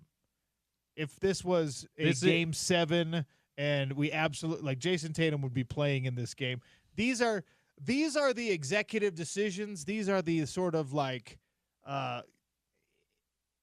we mock the NBA for this. I mock the NBA for this all the time. People doing excessive load management and whatnot. But this is one that's kind of understandable that you look at and you're like, okay, if your team doesn't need you, and this could become a persistent kind of nagging inflammation problem, bruise problem, pain problem that's going to affect a deeper run into the playoffs, then you should probably rest it.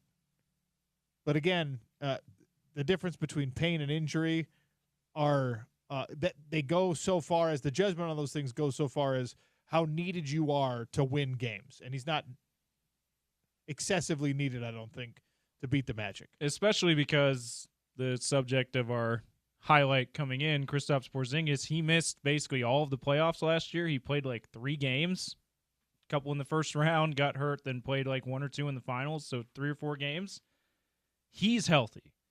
So you have Jaylen Brown, finals MVP, in a year that Tatum was awesome last year. You have Drew Holiday healthy, who can really score it when he needs to as well. And you got Kristaps Porzingis healthy. Knock on wood, that stays the same for Celtics. So, yeah, they can absolutely afford to sit him out 1, maybe even 2 more games and still beat the Magic. I just love how Porzingis was just loving the fact that he had blood pouring out of his head, had to have stitches, and he said, yeah, that was fun. That was amazing. Your kind of guy, OC. My kind of guy. Be. My kind of guy. That's great.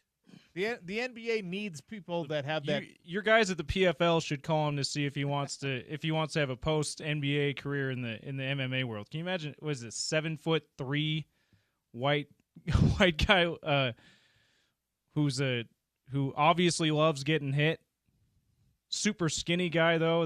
That would be that'd be quite great, the marvel. Because if you're 7'3" with any kind of size on you, you can't make 265 pounds, which is the heavyweight limit. Oh, so you need these basketball type guys.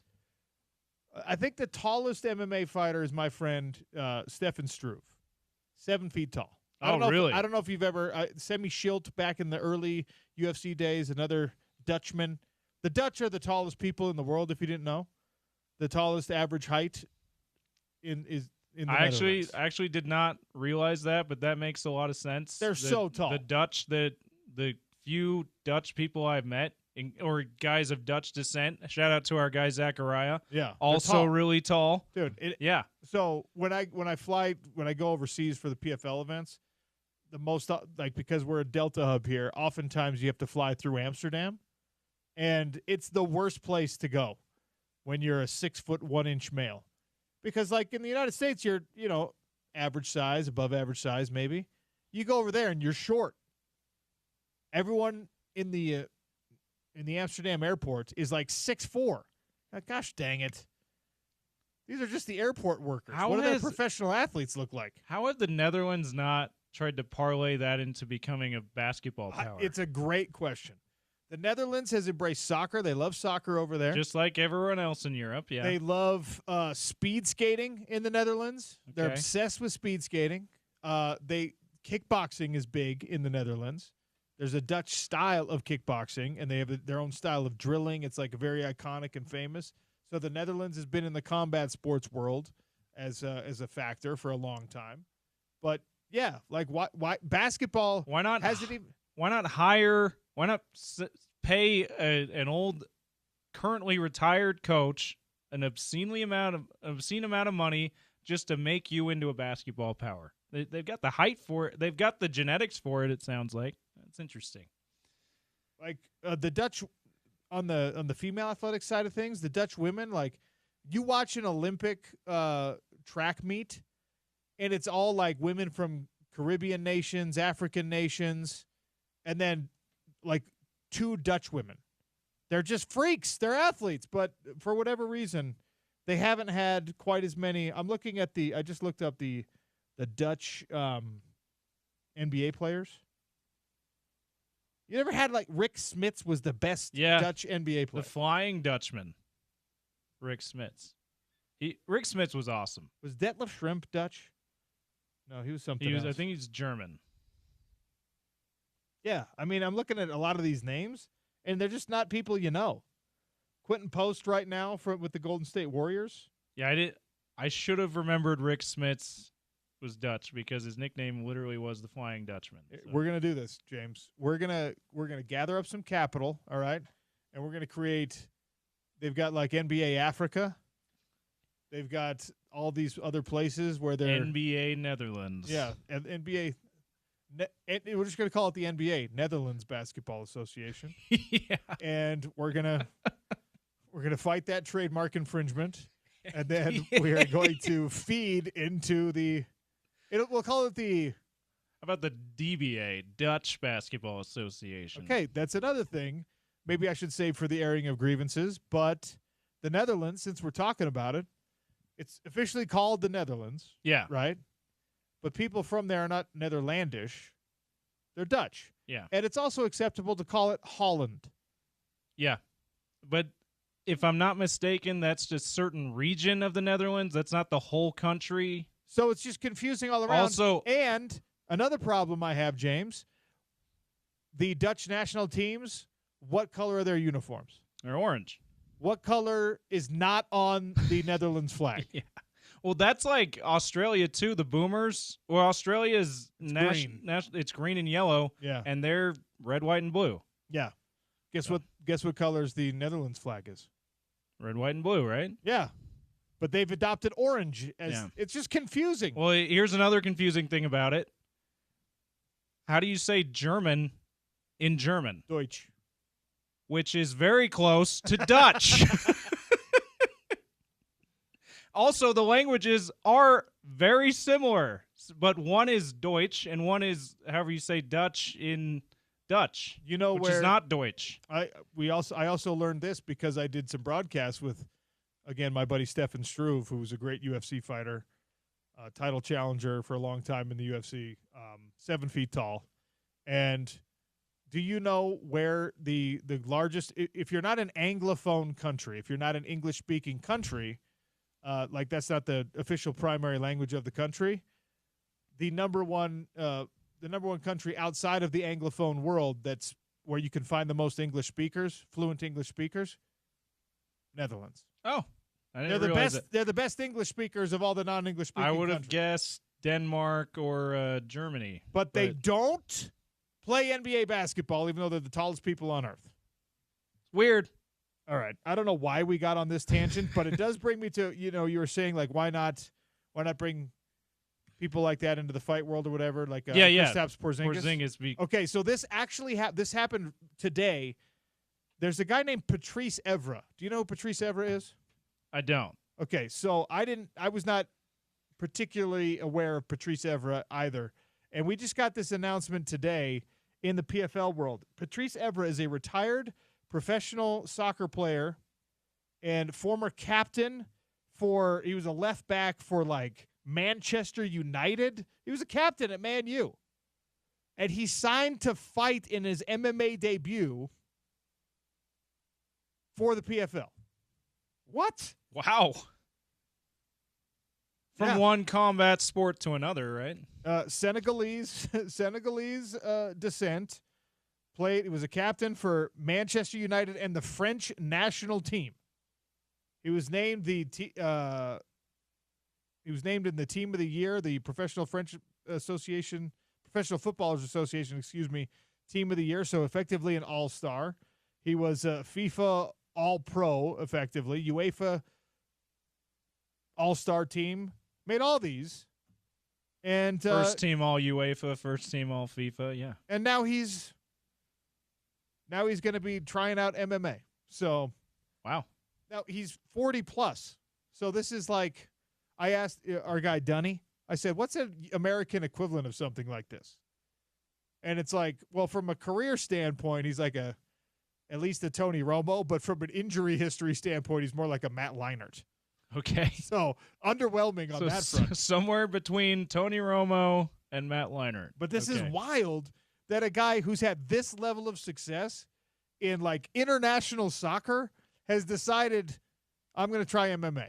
I'm going to fight for the PFL. I'm pumped about it. Why not? I get to call the fight. It's going to be in Paris, I think. Should be a big draw for you guys. Yeah, I'm sure that people show international star like that. Just out of curiosity, just be like, I mean, it would be like, give me another athlete in their 40s that you just be like, yeah, I would sign up to watch that guy fight just to see how it goes.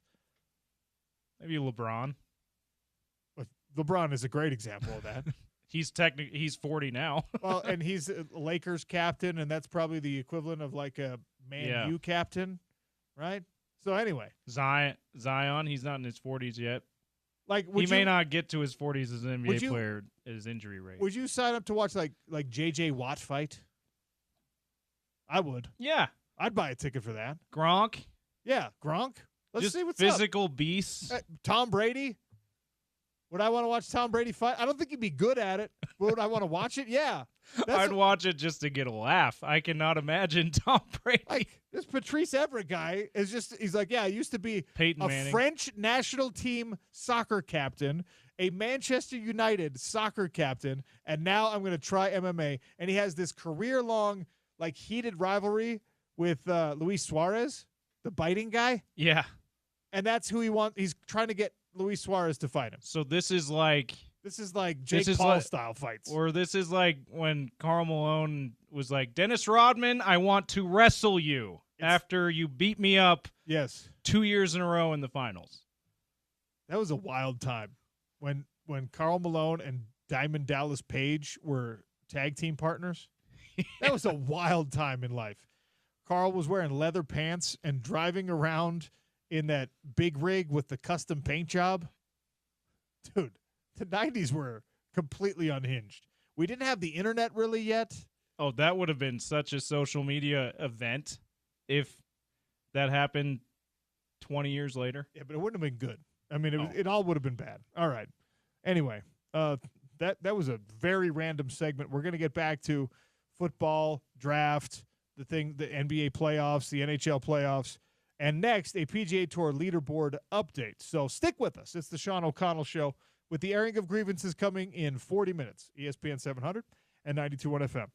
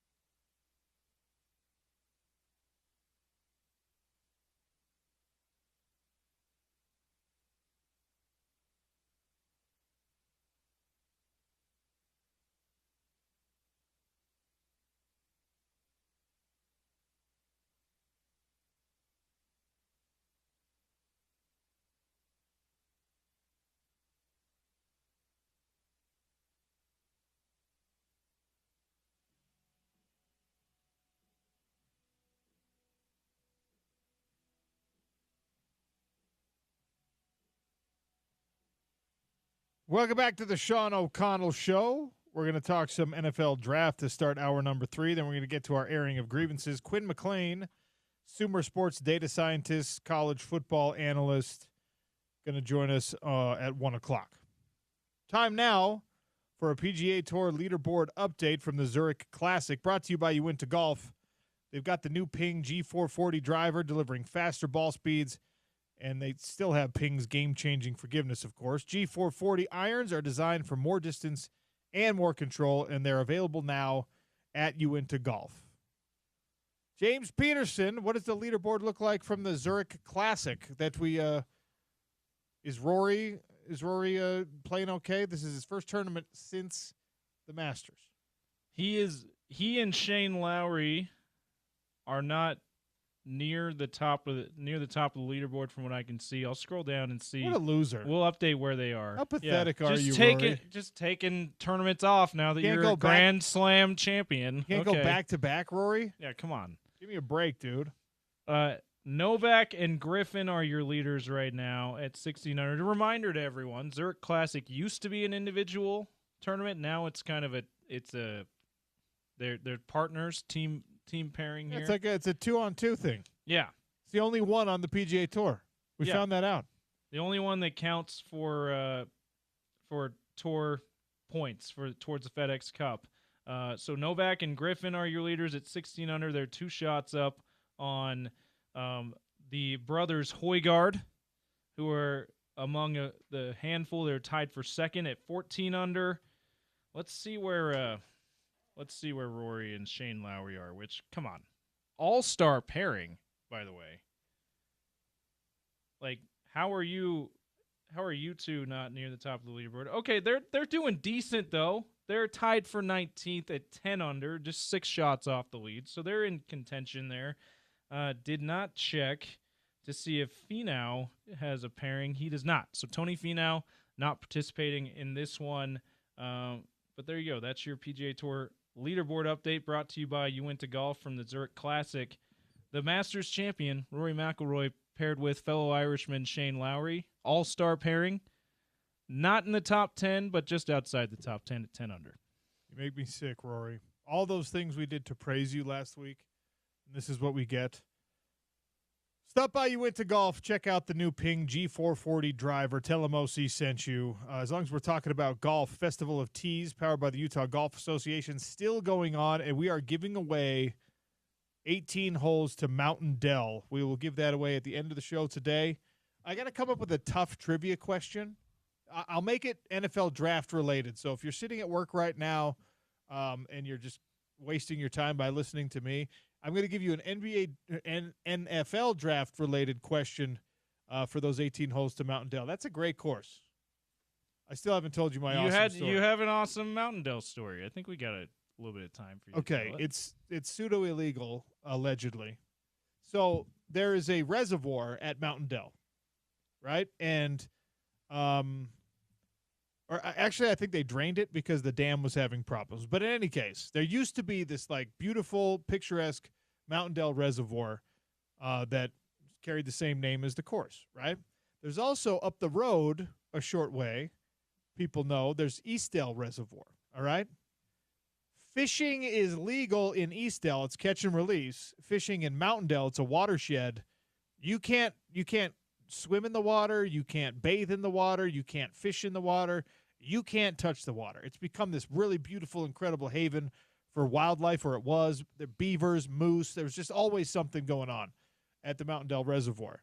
And allegedly, I'm not going to name any names there, but allegedly there was a time when a very young man, college age, and some college-age friends also went up to fish at what they thought was Eastdale Reservoir, what they thought was a catch-and-release situation at Eastdale, which is up the road from Mountain Dell. And these individuals may or may not have been fishing at Mountain Dell Reservoir, and it was the most incredible, according to reports, the most incredible fishing that has ever happened, like pulling big cutthroats out, big rainbows out with nearly every cast. Because, of course, those fish are never fished. It's illegal to touch the water. They're like, shiny object. Let me bite down on that. And these individuals may or may not have been fishing for like a couple of hours when finally, according to reports, a golfer noticed and was like, hey, what are you guys doing? Short conversation may or may not have ensued. That was like, hey, you cannot touch this water. You cannot fish here.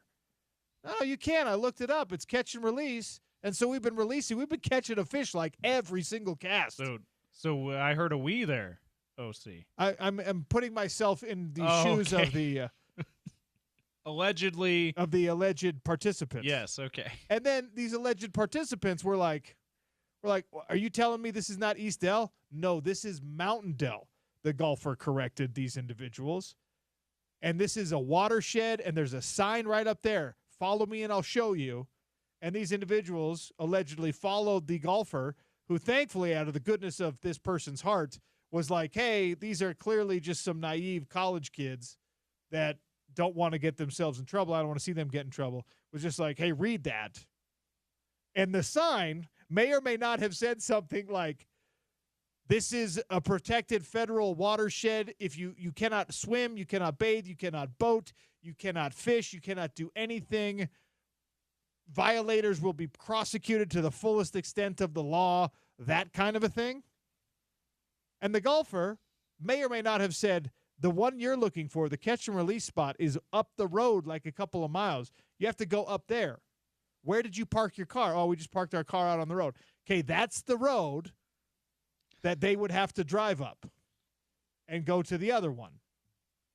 So these individuals may or may not have walked back up to their car, fishing poles and tackle boxes in hand, at the exact moment that a natural resources, a fish cop, was driving past. Oh, no.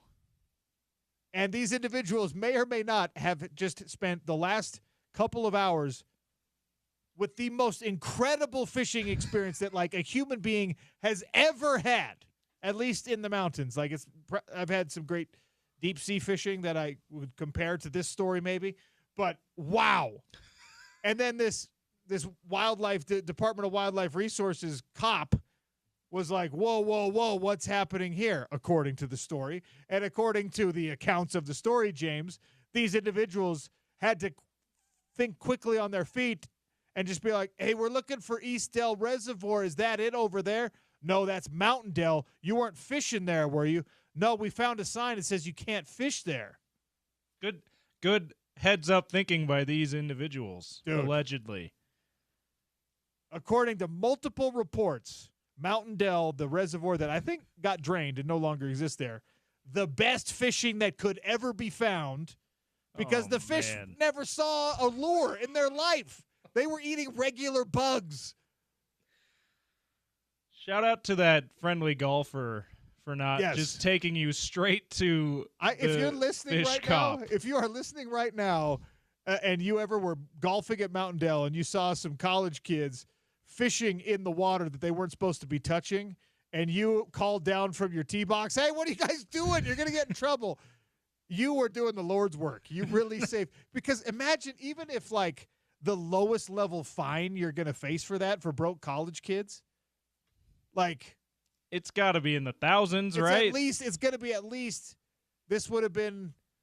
This story allegedly happened about 2005, so this would have been like $2,000 at that point would have broken the backs of any of these individuals. Allegedly. That's the Mountain Dell story that I can neither confirm nor deny. James. That's an incredible story. Oh man, how was the fishing allegedly at East Dell? Terrible. Just awful. You're like, these fish know what they're doing. Yeah, the individuals may or may not have gone to East Dell and tried it out and just been like, this sucks. Not a single bite in like the ensuing 2 hours. Allegedly. All right, we got to take a quick one here. We'll come back and start hour number 3 with Quinn McLean from Sumer Sports, talking NFL draft, college football, all of those things. ESPN 792.1 FM, proud part of Utah's ESPN radio network.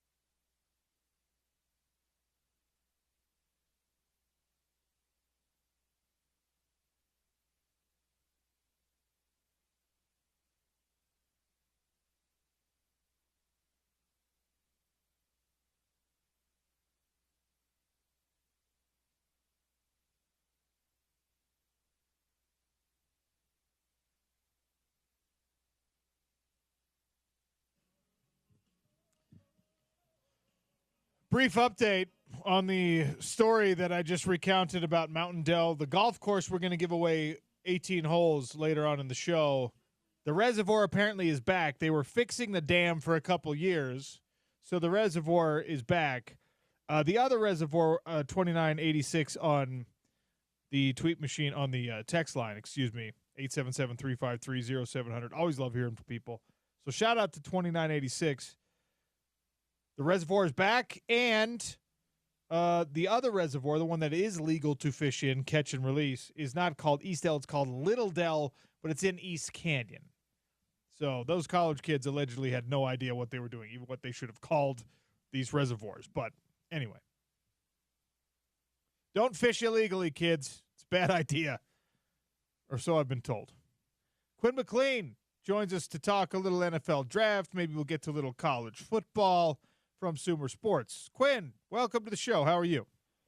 Good. Thanks for having me on again. I'm excited to talk the draft with you. Yeah, let's. I want to start with Travis Hunter and the draft haul that the Jacksonville Jaguars, they traded up, as you're well aware, to get him in that number 2 spot. I'm as impressed with Travis Hunter as anybody else is probably in the world. I'm so enamored with what he was able to do on both sides of the ball.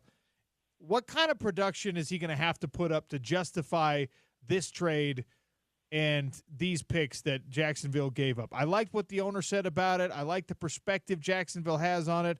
I like that they plan on using him at least a little bit on both sides. I would probably index the other way, more defense than offense. But what is he going to have to do for us to feel justified in this trade? He's going to have to put up wide receiver 1 numbers and then some.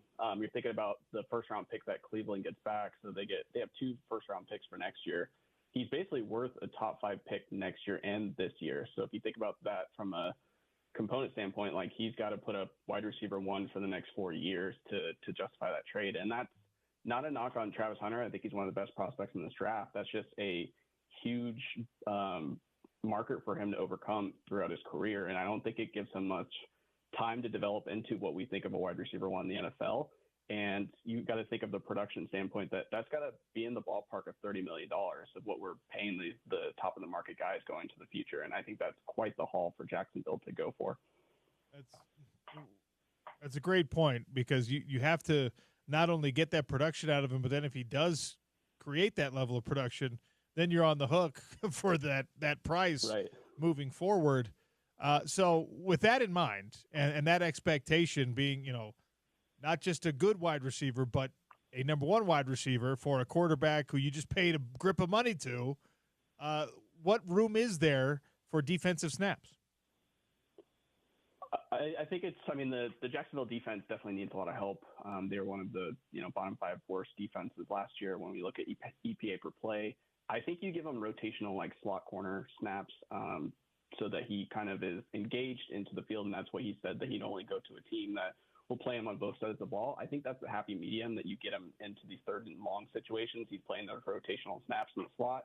But if you look at the surplus value of a corner versus a wide receiver, and the Browns were very smart in the draft process to say he's a wide receiver because they are thinking from the draft capital standpoint that we're going to pay him like a wide receiver, so we might as well plan for that, since that's going to be a bigger cap hit than a corner.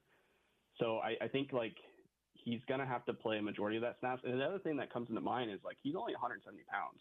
He's got to gain NFL weight, and you wonder if his speed diminishes a little bit going into the NFL, going up against these NFL corners who are a little bit more lengthier than what he's used to in the Big 12 or down at the FCS before. So I think those are concerns for me that go into it. But luckily they have a true other number 1 wide receiver in Jacksonville, and you're hoping that Jacksonville's bouncing back offensively with Liam Cohn there, his ability to get a bunch of receivers reps in the offense, what we saw in Tampa last year.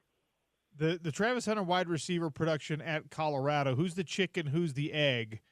Was Travis Hunter a bigger gift to Shedeur Sanders, or was Shedeur Sanders a bigger gift to Travis Hunter?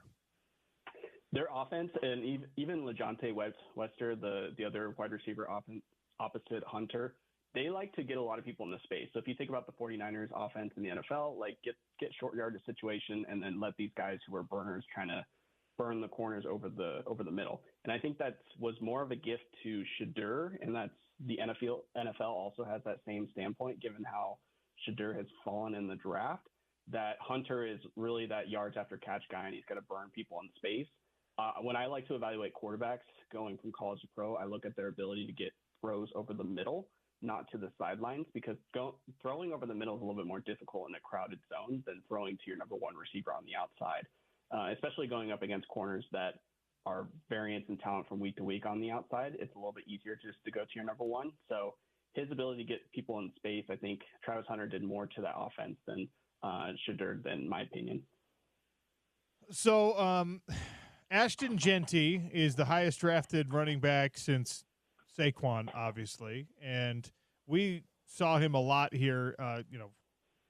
Utah State and Boise State very familiar with one another, going back far enough. Utah and BYU both had their issues with Boise State as well. It's obviously close to home in Salt Lake City, and I think that a lot of people root for the underdog here. So Ashton Genty as a Heisman runner-up from a Group of 5 school, and now here he is, top 10 draft pick. What do you think he's going to be for the Raiders? And again, I guess it's a similar question. In order for us to get used to running backs going in the top 10 again, and for this to be a thing, what does Ashton Genty have to do performance-wise? Yeah, I think Saquon really broke the mold a little bit for running backs' expectation from even this last year, where if you just add a running back to your offense, everything is solved. But even with the Eagles, they had a great offensive line where, a number of running backs could probably put up similar production that Saquon is. Maybe not to the extent, because Saquon's very athletic. I think the thing that's a concern for me from an analytics perspective is Ashton Genty is already going to be paid as a top 3 running back in the league without taking a snap in the NFL. And that's a lot to live up to, that you're comparing him already before he's taken a snap to Saquon and Christian McCaffrey from a contractual standpoint, and his performance better kind of stack up to those players' ability as well. Not to add on to it, the Raiders were the worst team in the NFL last year in terms of EPA per play on rush attempts. They did get Alex Kappa in the offseason to fill some of their void in the interior. But the one thing we look at analytics space is that O-line is a weak link system. So if you take one O-line out of the game, there's some, exploitation that goes on other sides of the line. And I think even Ashton Genty, I think that's really hard to get up as the bodies get bigger in the NFL. I think we saw that against Penn State, that even with a formidable defense, they were able to slow him down a little bit, even if he was breaking tackles. I think there's the big kind of like hurdle for him to overcome in the NFL that maybe the Raiders, I think, will have to get creative with them. I probably personally would have went with Ted McMillan there. I think that the Raiders needed a wide receiver, and I think with Geno, that would have elevated the offense a little bit. But Ashton Genty is also a very capable running back, so I'm interested to see how he plays next year. We're talking NFL draft here on the Sean O'Connell Show. Quinn McLean from Sumer Sports giving us his thoughts on what we've seen in the first round. A Utah boy, not a University of Utah boy, but a high school prospect who went to USC and then Ole Miss, as you're well aware. Jackson Dart, a first-round draft pick, quarterback number 2, taken off the board. Giants move back into the first round to make it happen. What do you think of the pick? What do you think of Jackson Dart?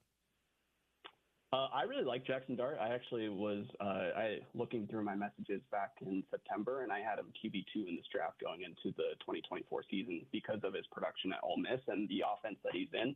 I think Lane Kiffin makes it really easy on quarterbacks going to the next level. I don't think there would be a better fit for Dart than the Giants, given what Daboll has done in that offense and make it easy on quarterbacks. We saw what he was able to do with Daniel Jones a few years ago and getting production out of that. Obviously, last year was a little bit of a regression year for the Giants, but throwing to Malik Neighbors, a very capable receiver. We kind of look at the one thing I think that Jackson Dart is, he's just a production guy. And I think the Ole Miss offense in college, he was 99th percentile in EPA per pass, 99th percentile in his ability to rush too. He's not like all hell breaks loose, he's going to scramble out of the pocket. I think he's a very patient guy in the pocket, and I think that's something that he's been able to show too. He's a 27 percentile or 27% pressure to scramble ratio, which we think is really good. He doesn't collapse under pressure. As far as the trade goes, from an analytics perspective, we say when you're going to trade up into the draft, it better be for a quarterback because the value of getting a quarterback in their contract in the first round just makes so much sense. And the other thing I think is an undervalued situation of this trade is Jackson Dart is the youngest quarterback of this QB class. And so you get that extra year of control with him by moving into the first round and the fifth-year option. And now Joan Shane has his first quarterback that he's drafted. And I think that helps him as a GM kind of get his guy and progress forward. The Big 12 Conference, where Utah and BYU ply their trade these days, had Travis Hunter taken off the board and Tetairoa McMillan, the Arizona wide receiver. Not a strong representation necessarily for the conference, but T-Mac at number 8 going to the Carolina Panthers. How do you have him graded out? Where did you have him on your board when it came to wide receivers in this draft class? I had him as wide receiver number 1. I think from his size and his route running ability, one of the AI metrics that we gave him was his impact on his ability to get open, even when not targeted. He was one of the top 25 receivers from last year's amongst all wide receivers in his ability to get open. And I think from an analytics standpoint, we like to see a guy that is the lion's share of the offense in terms of target share. He garnered 33% of his team's target share last year, which is pretty insane for a wide receiver alone. And 61% of air yards was thrown his way. The nice thing about him is I think for a guy like his size, he's not going to be your go route specialist or your speedster that's taking the top off.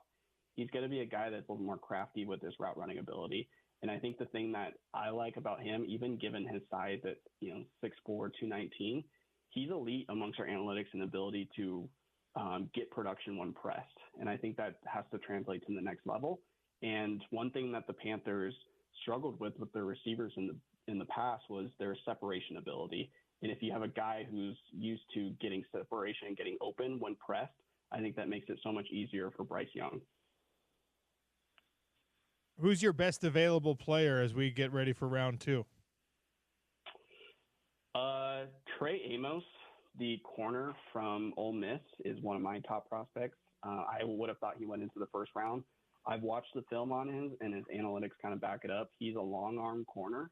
And when you watch him, he kind of glides onto the field. And I've seen him just like with his arms push wide receivers to the boundary and kind of take them out of their routes. He is a scheme fit. So a lot of these corners, Will Johnson being one of them, he can only really go to a zone coverage. That's not the case for Trey Amos. He can play well in press situations. He can play well in zone man coverage. He's elite in both those abilities. That would be one of the top targets I was looking at if I'm trying to shore up a little bit on the defense. I think you'll see a run on corners early in this draft because there's a big drop off in the corner talent. So I think teams will start to focus on that a bit. And, there's a lot of edges still available. So Donovan Azaruka from Boston College, Mike Green, Nick Scourton from Texas A&M, I think are all top talents that are still left to get in the early second round. Is there anything for us to learn as a collective football public, maybe from an analytics standpoint or elsewhere, from the journey of Cam Ward, who started off as a 0-star prospect coming out of high school and, small school at Incarnate Word, then to Washington State, then to Miami, then to the number 1 pick in the NFL draft. I know that there's predictive models out there and there's analytics being applied to high school production and things like that now. And Cam Ward is that great success story of someone who climbed the ladder under the new system all the way to there's not a better outcome for after your college career than being the number 1 overall pick in the NFL draft. Is there anything for us to learn from this? Yeah, it's expectation setting out of high school, and that's something I'm actually currently working on. It's like the expectation of 4 or 5 stars coming out of high school is like they don't usually step onto the field until their second or third year. And so if you're waiting to get that in the depth chart, you're not getting active snaps. So if I'm a guy like Cam Ward, you can go to an Incarnate Ward, you can go to a Washington State and still get in meaningful snaps and develop. We saw that with Dante Moore at UCLA. Like, even if he struggled his freshman year, he still got the meaningful snaps where you could take a redshirt year at Oregon and kind of learn into their system. And that's why you see Ryder Lyons as a 5-star quarterback coming out of high school right now. He took an official visit with Sacramento State, and Sacramento State was one of the schools where Cam Scatabo started at, and we saw how well he did at Arizona State this past year. I think you're going to see more players go to the lower levels, the FCS, and get meaningful production, if we start to think about FCS in like we do baseball, of a minor league, a AAA system, that you can get those snaps and start to build into your body a little bit and understand the flow of the game. And you still will get the attention of these P5, G5 schools because they are looking to build depth onto their roster through the transfer portal. And so I think that'll become more common as out of high school. You just mentioned him. Do you think Cam Scadaboo translates into the NFL? I do. We've watched tape on him internally, and the analytics for him also match that. He's just a guy that bounces off tacklers. There's been many cases where I've watched tape, and the first guy he hits, he still ends up getting 3 yards after that. We have him elite in yards after contact in our analytics. He's elite in terms of his elusive rate, which is the ability to cause missed tackles. I think there's concerns on his testing, namely the 40-yard dash. He didn't run it as fast as people think it is. But when you watch the tape against with Arizona State, there's a lot of times where that offensive line kind of blew a blocking coverage, and he was able to cut back inside to get and salvage some yardage out of that. And not to mention, he was the second in the team in terms of team target share as a running back. So I think there is going to be a place for him in the NFL, regardless if he didn't run a good 40-yard dash 4.6. He has a 39.5-inch vertical, which is 91st percentile for a running back. And typically that vertical translates a little bit more to production than the 40-yard dash does. I think we relied on the Sumer Sports. You guys had a thing about the measurements from the combine and from pro days that position by position actually translate and work best. Which is your favorite predictor of success from those physical tests and the underwear Olympics that these players have to go? You just mentioned vertical jump, obviously for a running back, that's phenomenal. What's your favorite predictor from just the workout numbers? The 10-yard split is usually my favorite, especially for the big guys. Their overall 40-yard dash for them, like they'll be in the 5 seconds. 4.9 would be considered pretty fast for them. But if you think about Kenneth Grant, the defensive tackle that was just drafted out of Michigan, he had an equivalent first 10-yard split as Bucky Irving, the running back for Tampa Bay. And that just shows his explosive first step off the line. He ran a reported 4.94 out of college, and which is insane for a guy of his size and 360 pounds. So the 10-yard split, I think, is more important in some cases than the totality of 40 yards, because in a lot of cases, these guys never reach 40 yards on a down-and-down situation. But if they're able to show that explosiveness in the first 10 yards, I think that's more predictive. So you already gave me like your top prospects. Is there anyone else? The Shedeur Sanders thing is a big storyline, obviously, in the in the saga that is this NFL draft. Is he going to translate at the NFL level? Another guy with big-time college production. Obviously, there were at least 32 teams who decided that he wasn't a first-round pick. But where do you stand on Shedeur? Yeah, Shedeur has the accuracy. I think in the right system, he'll end up doing well, as we kind of highlighted earlier. If he's in a system that has a lot of yards after catches and wide receivers already there, I think he'll do well given on his accuracy. The concern on Shedeur is his pocket management. When pressure kind of collides into the pocket, he has a difficult time kind of getting away and avoiding the sack. The arm strength is also a concern on him. We actually highlighted that he has good accuracy beyond 20-plus yards, but, he's probably not taking as much 20-yard-plus shots as he probably could have given the speed at Colorado. I think he's going to be a scheme fit somewhere. I'd be curious if Cleveland has 2 picks in the first 4 picks in the second round. I'd be interested if they go and get him. There's also LA at 46. I'd be interested with him paired with McVay and the wide receivers that they have there. I think would be a good fit overall, given how those wide receivers are able to get open. I'm very interested to see where he goes. If he doesn't go within the first 15 picks in the second round, I think he could start to slide a little bit more. Lots of draft left coming this weekend. You can hear the coverage right here on ESPN 700 and 92.1 FM. Quinn, thanks so much for your time today. Always appreciate the insight. You guys are doing awesome work at Sumer. All right, thank you. Have a good one. Sumer Sports insider, college football analyst, draft analyst, data scientist, Quinn McLean. If you like the analytics side of the game and you like the way that it functionally applies, Sumer Sports really has done some incredible stuff. And I don't think we've had anyone from Sumer Sports who's not been a really eloquent and awesome guest so far on the show. So you'll find me as a rising fan of their platform. All right, we got golf to give away. That's coming up in, we'll call it 20 minutes. In 3 minutes, the airing of grievances on the Sean O'Connell Show. 877-353-0700. Get it off your chest. Put it on the text line at Real OC Sports if you want to tweet at me. Air your grievances now and head into the weekend unburdened. ESPN 700 and 92.1 FM, proud part of Utah's ESPN radio network.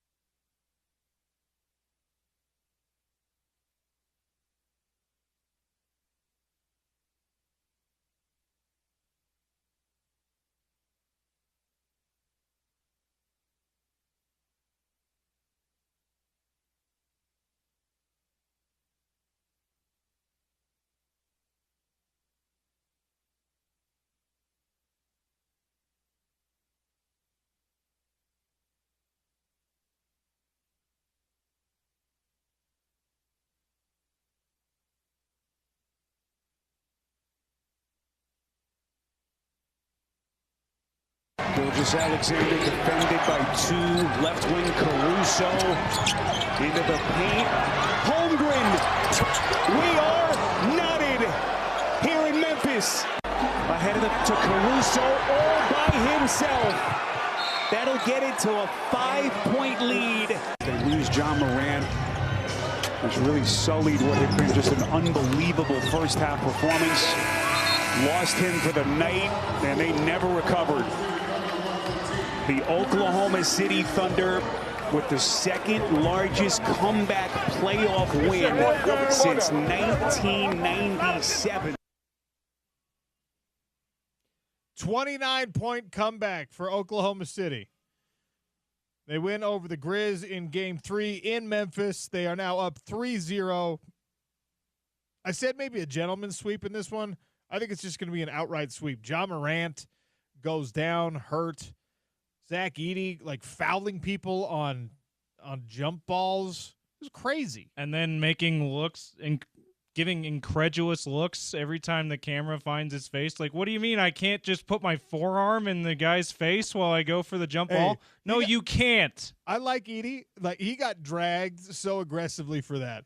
Everyone's like, you are 7 inches taller than the guy you're jumping against. Why are you using your off arm to elbow him in the face? It was crazy. And why are you not sure that that's a foul? Like, that's, yeah. I like Edey too. I was happy that he's been a pleasant surprise as an NBA rotation player, starter for most of the year for Memphis, because I wasn't so sure the NBA had room for a more traditional back to the basket big man that like he was at Purdue, and he's proven people wrong. So I'm happy about that. He's gotta you gotta not make commit those kind of fouls late in big playoff games, though. He'll learn. Spiro Ditas was on that call. Next NBA broadcast on your home of the NBA playoffs right here, ESPN 700. Game 3, Warriors-Rockets tomorrow night at 6. All right, time to air some grievances, James. Let's go.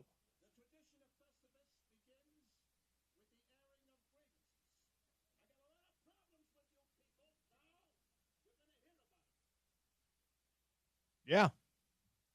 It's time. It's time. 877-353-0700.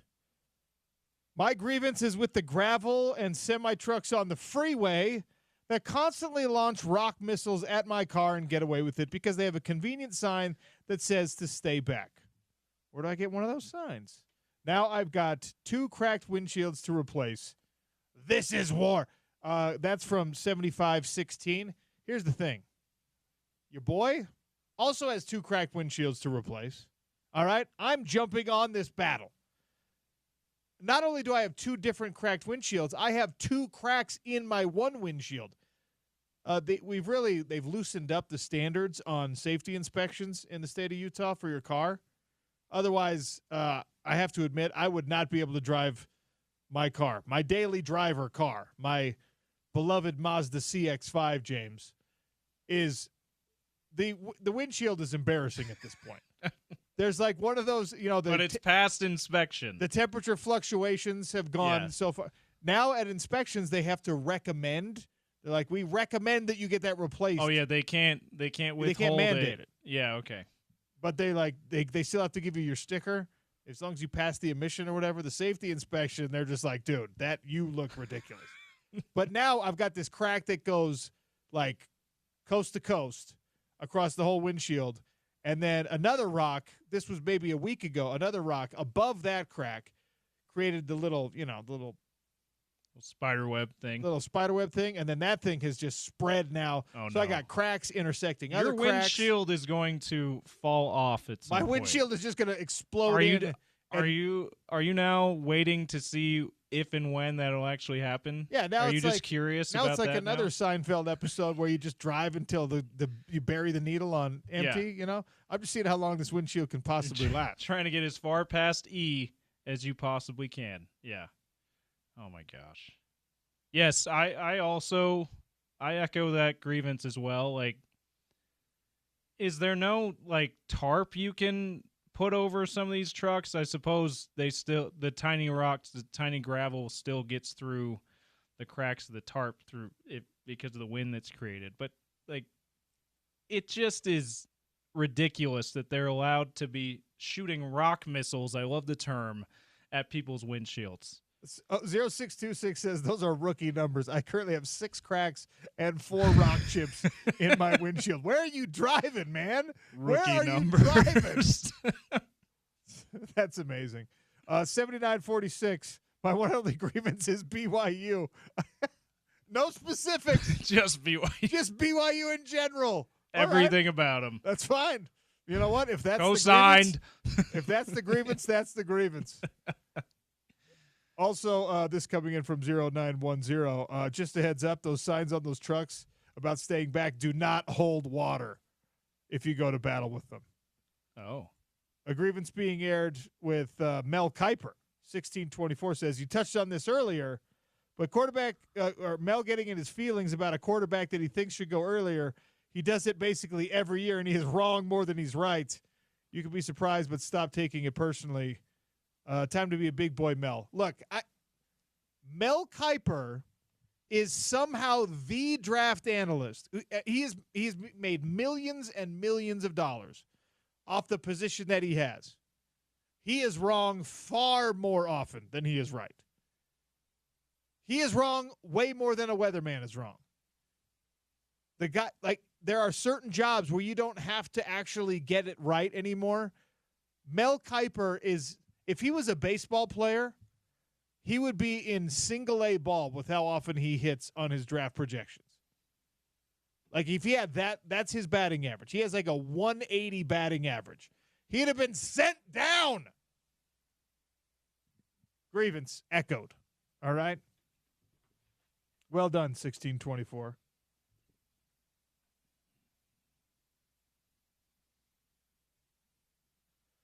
I have another grievance I want to air, James. Okay. This is back-to-back weeks I've aired my grievance with the hotel industry. Yeah, you had the damp carpets that don't ever dry because of Florida. The damp, squishy carpet in my Florida hotel room last week was just unforgivable. It was gross. All right? Yeah.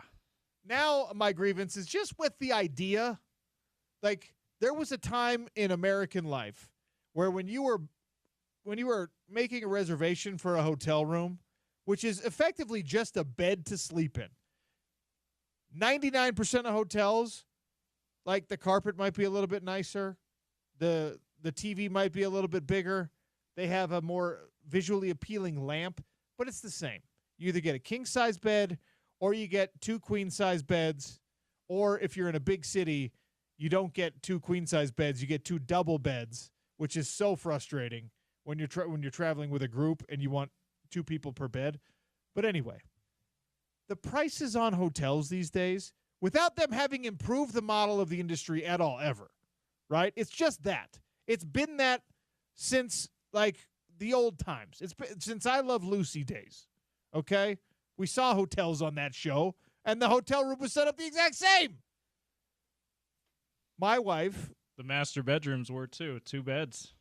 Yeah, that's right. Might as well have been a hotel room. My wife went to book a hotel last night, and the prices that popped up for just a hotel room in Park City, Utah, I was like, what is this? Is this like you're staying at Shangri-La? What is this? Is it made of panda? Are these dolphin leather sheets? What is this? It's ridiculous. Grievance, okay?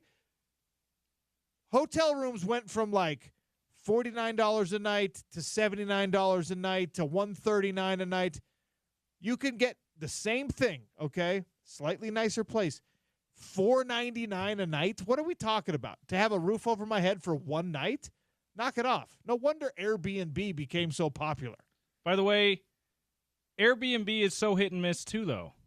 You put in a specific price range, specific thing you want, and you get like maybe 2 things that fit.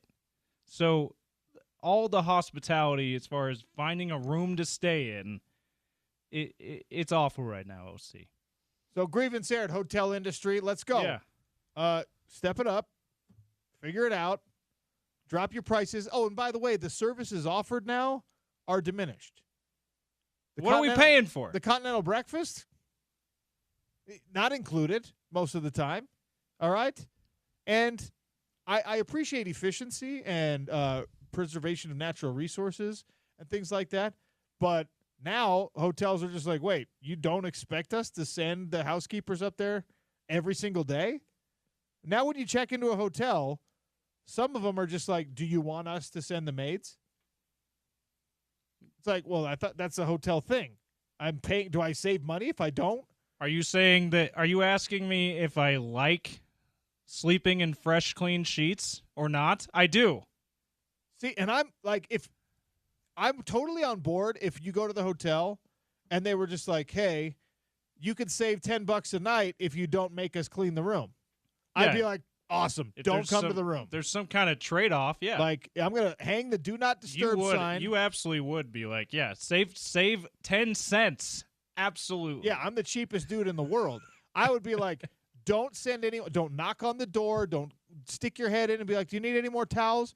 If I'm saving money by you not giving me services at the hotel, don't give me the services. But guess what they do, James? They're just like, we do housekeeping now every 3rd day.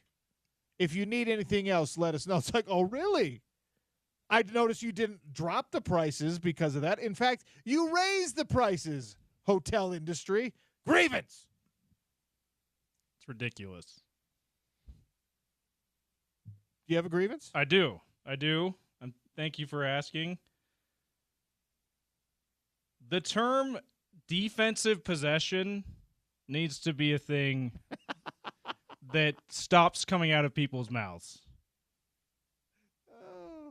You get really, James, you're very detail oriented with semantics. You ever notice that? I am, and sometimes it's a problem. But defensive possession, do you hear the problem with that, OC? To possess, you have to have something. And in sports, it's having the ball. Does the defense have the ball? No, that's why it's called the defense. And the reason why this one particularly bothers me is because there are other terms that make more sense. In football, defensive series. Boom. You don't need to say possession. In basketball, you can say defensive sequence. You can say that in any sport. You can even say defensive series in basketball. That's way better than defensive possession. You sound like you didn't even get past elementary school when you say defensive possession. We need to stop. Because- NFL sports analysts, stop saying defensive possession. Right, because one negates the other. Possession means you're not on defense. Defense, you don't have possession. And I know I can hear my English teacher telling me, well, over time those things are turned into what you call oxymorons, which makes it totally legitimate. But yet that's beyond an oxymoron. It's you don't know what those two words mean, and you're putting them together unnecessarily. So it's basketball analysts are the worst with it because they don't know what to call the time you spend on defense when you're describing it. Call it a defensive sequence. It's problem solved. All right. Grievance aired by James Peterson, 4611. Can we stop with asking for tips when I pay for fast food? Oh. It's already overpriced, and now you want a tip for doing your job. No, thanks. Co-signed. Absolutely. Okay, this is something that we need to come to an agreement on as a society, though. Like, how lengthy, how diligent, how much work does someone have to do for you in order to deserve a tip? Because everybody has the little screen now that asks for a tip. Everything is like, here's a tip. What? I'm in a doctor's office. What do you mean? You want to give me? I'm not giving you a tip for that prostate exam. No way. I have no shame about hitting skip or putting 0. I know some people feel guilty, like, oh, well, they're watching me say no. I'm like, well, they're not a server who waits tables who don't get a base salary. So absolutely, you should tip your waiters because that's how they make money for the work that they do. They make $2.10 an hour or something. Yeah. Some states they are allowed to make at least minimum wage, but in Utah's one of those states where they make money off of your generosity. So tip them. We're not opening the debate about whether or not you should tip your waiters. Yeah. That's something we agreed on a long time ago. As far as food goes for me, OC, that's the only thing I will tip. You know what else? I'm also not convinced that if I leave a tip, because it's all a credit card based system now, that the people are actually getting the tip. Yeah, you don't know for sure. Like if I go to Jamba Juice or whatever, I'm getting a smoothie, and they're like, "You want to leave a tip?" If I'm feeling generous, you know what I mean? Like, yeah, sure, 15%, whatever. Do I know that the worker who made the smoothie is actually it's probably the shift managers taking all the tips because most people are hitting skip. So yeah, I'm skeptic of the whole system.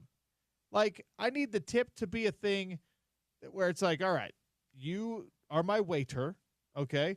If you do something for me that I did not want to do myself, then absolutely I want to tip you. If it's like I go to a fast food restaurant and I order and then I stand there and our interaction lasts all of 60 seconds and I need to tip you and it's probably your manager that's stealing the tip money anyway, I don't know, man. I'm just not on board. Yeah, as far as food goes, I really only tip the waiter, the delivery driver, but I usually do carry out. I go pick up food. The amount of money you can spend for the convenience of someone driving it to you when it doesn't take that much longer just to pick it up, you can burn so much money with that. So I have a grievance. I just don't do that. I have a grievance in general with like pizza delivery. Again, something that's been around since the beginning of Chinese time. Foods is another one that's a long-standing one. I have a grievance in general with the whole DoorDash thing. And the fact that you can now DoorDash like household items, like, oh, we need some Kleenex. Go to the store, get Kleenex then. Like, exactly. I cannot tell you the violent rage that I experience when my wife DoorDashes like, oh, we needed some Lysol. I'm just like, you just paid $14 for a can of Lysol because a $3 can of Lysol. Oh, it drives me insane, James. Like, and again, remember, I'm cheap. Yeah. So it's like as much aggravation as a normal person experiences with wastefulness when it comes to money, mine is like 100-fold. I'm just like, that was so easily solved. You could have just asked me and I would have picked it up. Oh, it drives me insane. This coming from 2861, pay with card, tip with cash. Grievance. Don't expect me to carry cash. It's 2025. I'm not carrying cash, dude. If I have a couple of ones, if I have a few ones in my wallet, yeah, sure, I'll tip with cash. But come on. Especially don't expect me to carry ones. Yeah. Heck no. if there's bills on me at all, if there's cash on me at all. It's way too big a bill to leave as a tip. Yeah. It's 20s and 100s, okay? And that's just to make me feel rich. No way am I carrying ones around. No singles for OC in the wallet. But occasionally you paid for something in cash for whatever reason. I guess for me it's when I get birthday money from my grandma. Shout out to Grandma Cheney. Continuing to send birthday money. Heck yeah. That's still in cash. So I'll occasionally spend some money in cash around my birthday, and then I'll have some small bills in my wallet and like, okay, I will tip with this. Or I'll put it in the tip jar at the fast food place or the Jamba Juice, like you said. But yeah, no, I really only tip for delivery when I rarely ever, if ever, get things delivered, and my server at a sit down restaurant. Everyone else, like, you don't get a tip. You never got a tip before, so you shouldn't be upset about not getting a tip now. 3655. This is a great one. My grievance. When all the experts during the NFL draft say pass rusher, not pass rusher. This guy, I already like this guy. Wait, is that happening? Pass rusher? I haven't noticed people saying pass. I haven't noticed that either, but that's... Am I doing that? When I say pass rusher, they're drafting... This is... Like, now I'm self-conscious. They hate you, OC. They're talking about you. No, but this is my kind of texter who thinks semantics are important. Very good. Grievance from 1624. Grievance, the Smith Entertainment Group. The NHL season for you is over. You know by now what the team name will be. Hurry up and tell us. It's driving me up a wall. 1624 is my kind of person with no patience at all for this whole process. And we're going to get it at the draft, okay? I want the information leak. I want the logo leak. I desperately want for the Mammoth logo not to be the Mammoth logo that they showed us in the voting process. That was like a crudely manufactured, slapped together Mammoth logo, which was fine, but Mammoth could be so cool. It could be so much better. If that's what it is, we'll live with it because the name's the best name available, but it can be much better. 7535 says, "Why?" I don't know if I agree with this one, James. Where do you stand? Why does the amount of food determine the tip size? Same amount of work whether my steak costs $20 or $60. So you want to that you're just being cheap. Yeah, because if you go to the fancy restaurant, you're buying the $60 steak, you have to be prepared to offer the tip on the $60 steak. I know it's the same level of work, but it's kind of like climbing the ladder in any job. If you're like a high-end restaurant waiter, you've somehow earned your position there, whatever that looks like, and that means that, your tips should be commensurate with the atmosphere and the food quality and all that kind of stuff. It is a percentage-based system. We all agreed upon this. It is not a time-based system. So you got to give you're telling me you're going to show up at Ruth's Chris and you're going to order that $100 plate, and then you're going to be like, well, if I were at TGI Fridays, I'd only be giving a $7 tip right now. You can't do that. Yeah, absolutely not. It's simple for me, OC, when it comes to waiters in this state especially. Just think about if that was your only way of making money and tip accordingly. My rule with the tips is like, you are not going to miss the extra $2. If you can afford going out to eat at a sit-down restaurant, right? Especially if you're talking about a $60 steak.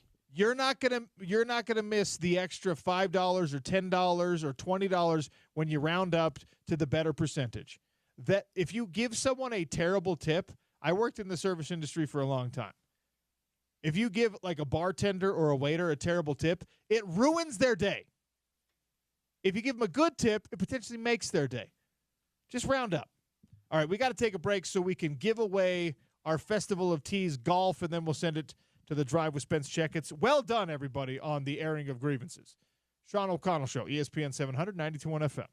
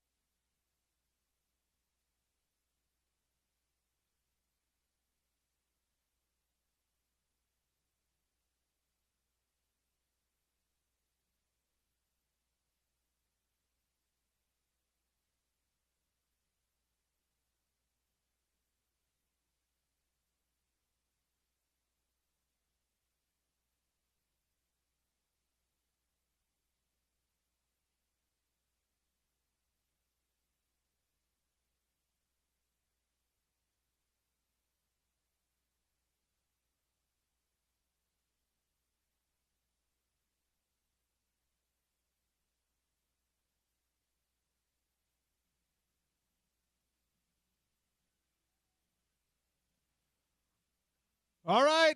18 holes to Mountain Dell Golf Course from our Festival of Tees, powered by the Utah Golf Association. 877-353-0700. How many players who played at a Big 12 conference school were drafted in the first round of the 2025 NFL Draft? Tell me the answer to that question. 877-353-0700. 18 holes for you at Mountain Dell, and hopefully a great weekend. James Peterson, well done today on the show. Well done this week. Thank you, boss. Thanks to all of you for another listening. 5 seconds. Yeah, that's right. Thanks to all of you for listening. Stay tuned for The Drive with Spence Checketts. He's on remote today. Tim Daly, is that where he's at? Doing some. Yeah, Tim Daly, Nissan, Southtown. All right. And Auto Mall Drive in Sandy. That's God's country, You man. know where that is. That's right down by the old stomping grounds. If you're going down to say hi to Spence Checketts. Porter and Tony right. Parks are filling in because Spence is taking some vacation time. Okay. So it'll be Porter Larson, Tony Parks. They're live from Tim Daly Nissan Southtown. You've been hearing the commercials, pre-tariff pricing on a lot of vehicles, so go check them out. And when you go out there, pick Tony's brain about the new digs for the Salt Lake Bees. They're in season again. Thanks to everyone who listened today, everyone who called in and aired their grievances on the text line. It's so great doing this show. Let's do it again on Monday. Sean O'Connell Show, ESPN 700, 92.1 FM. Have a great weekend.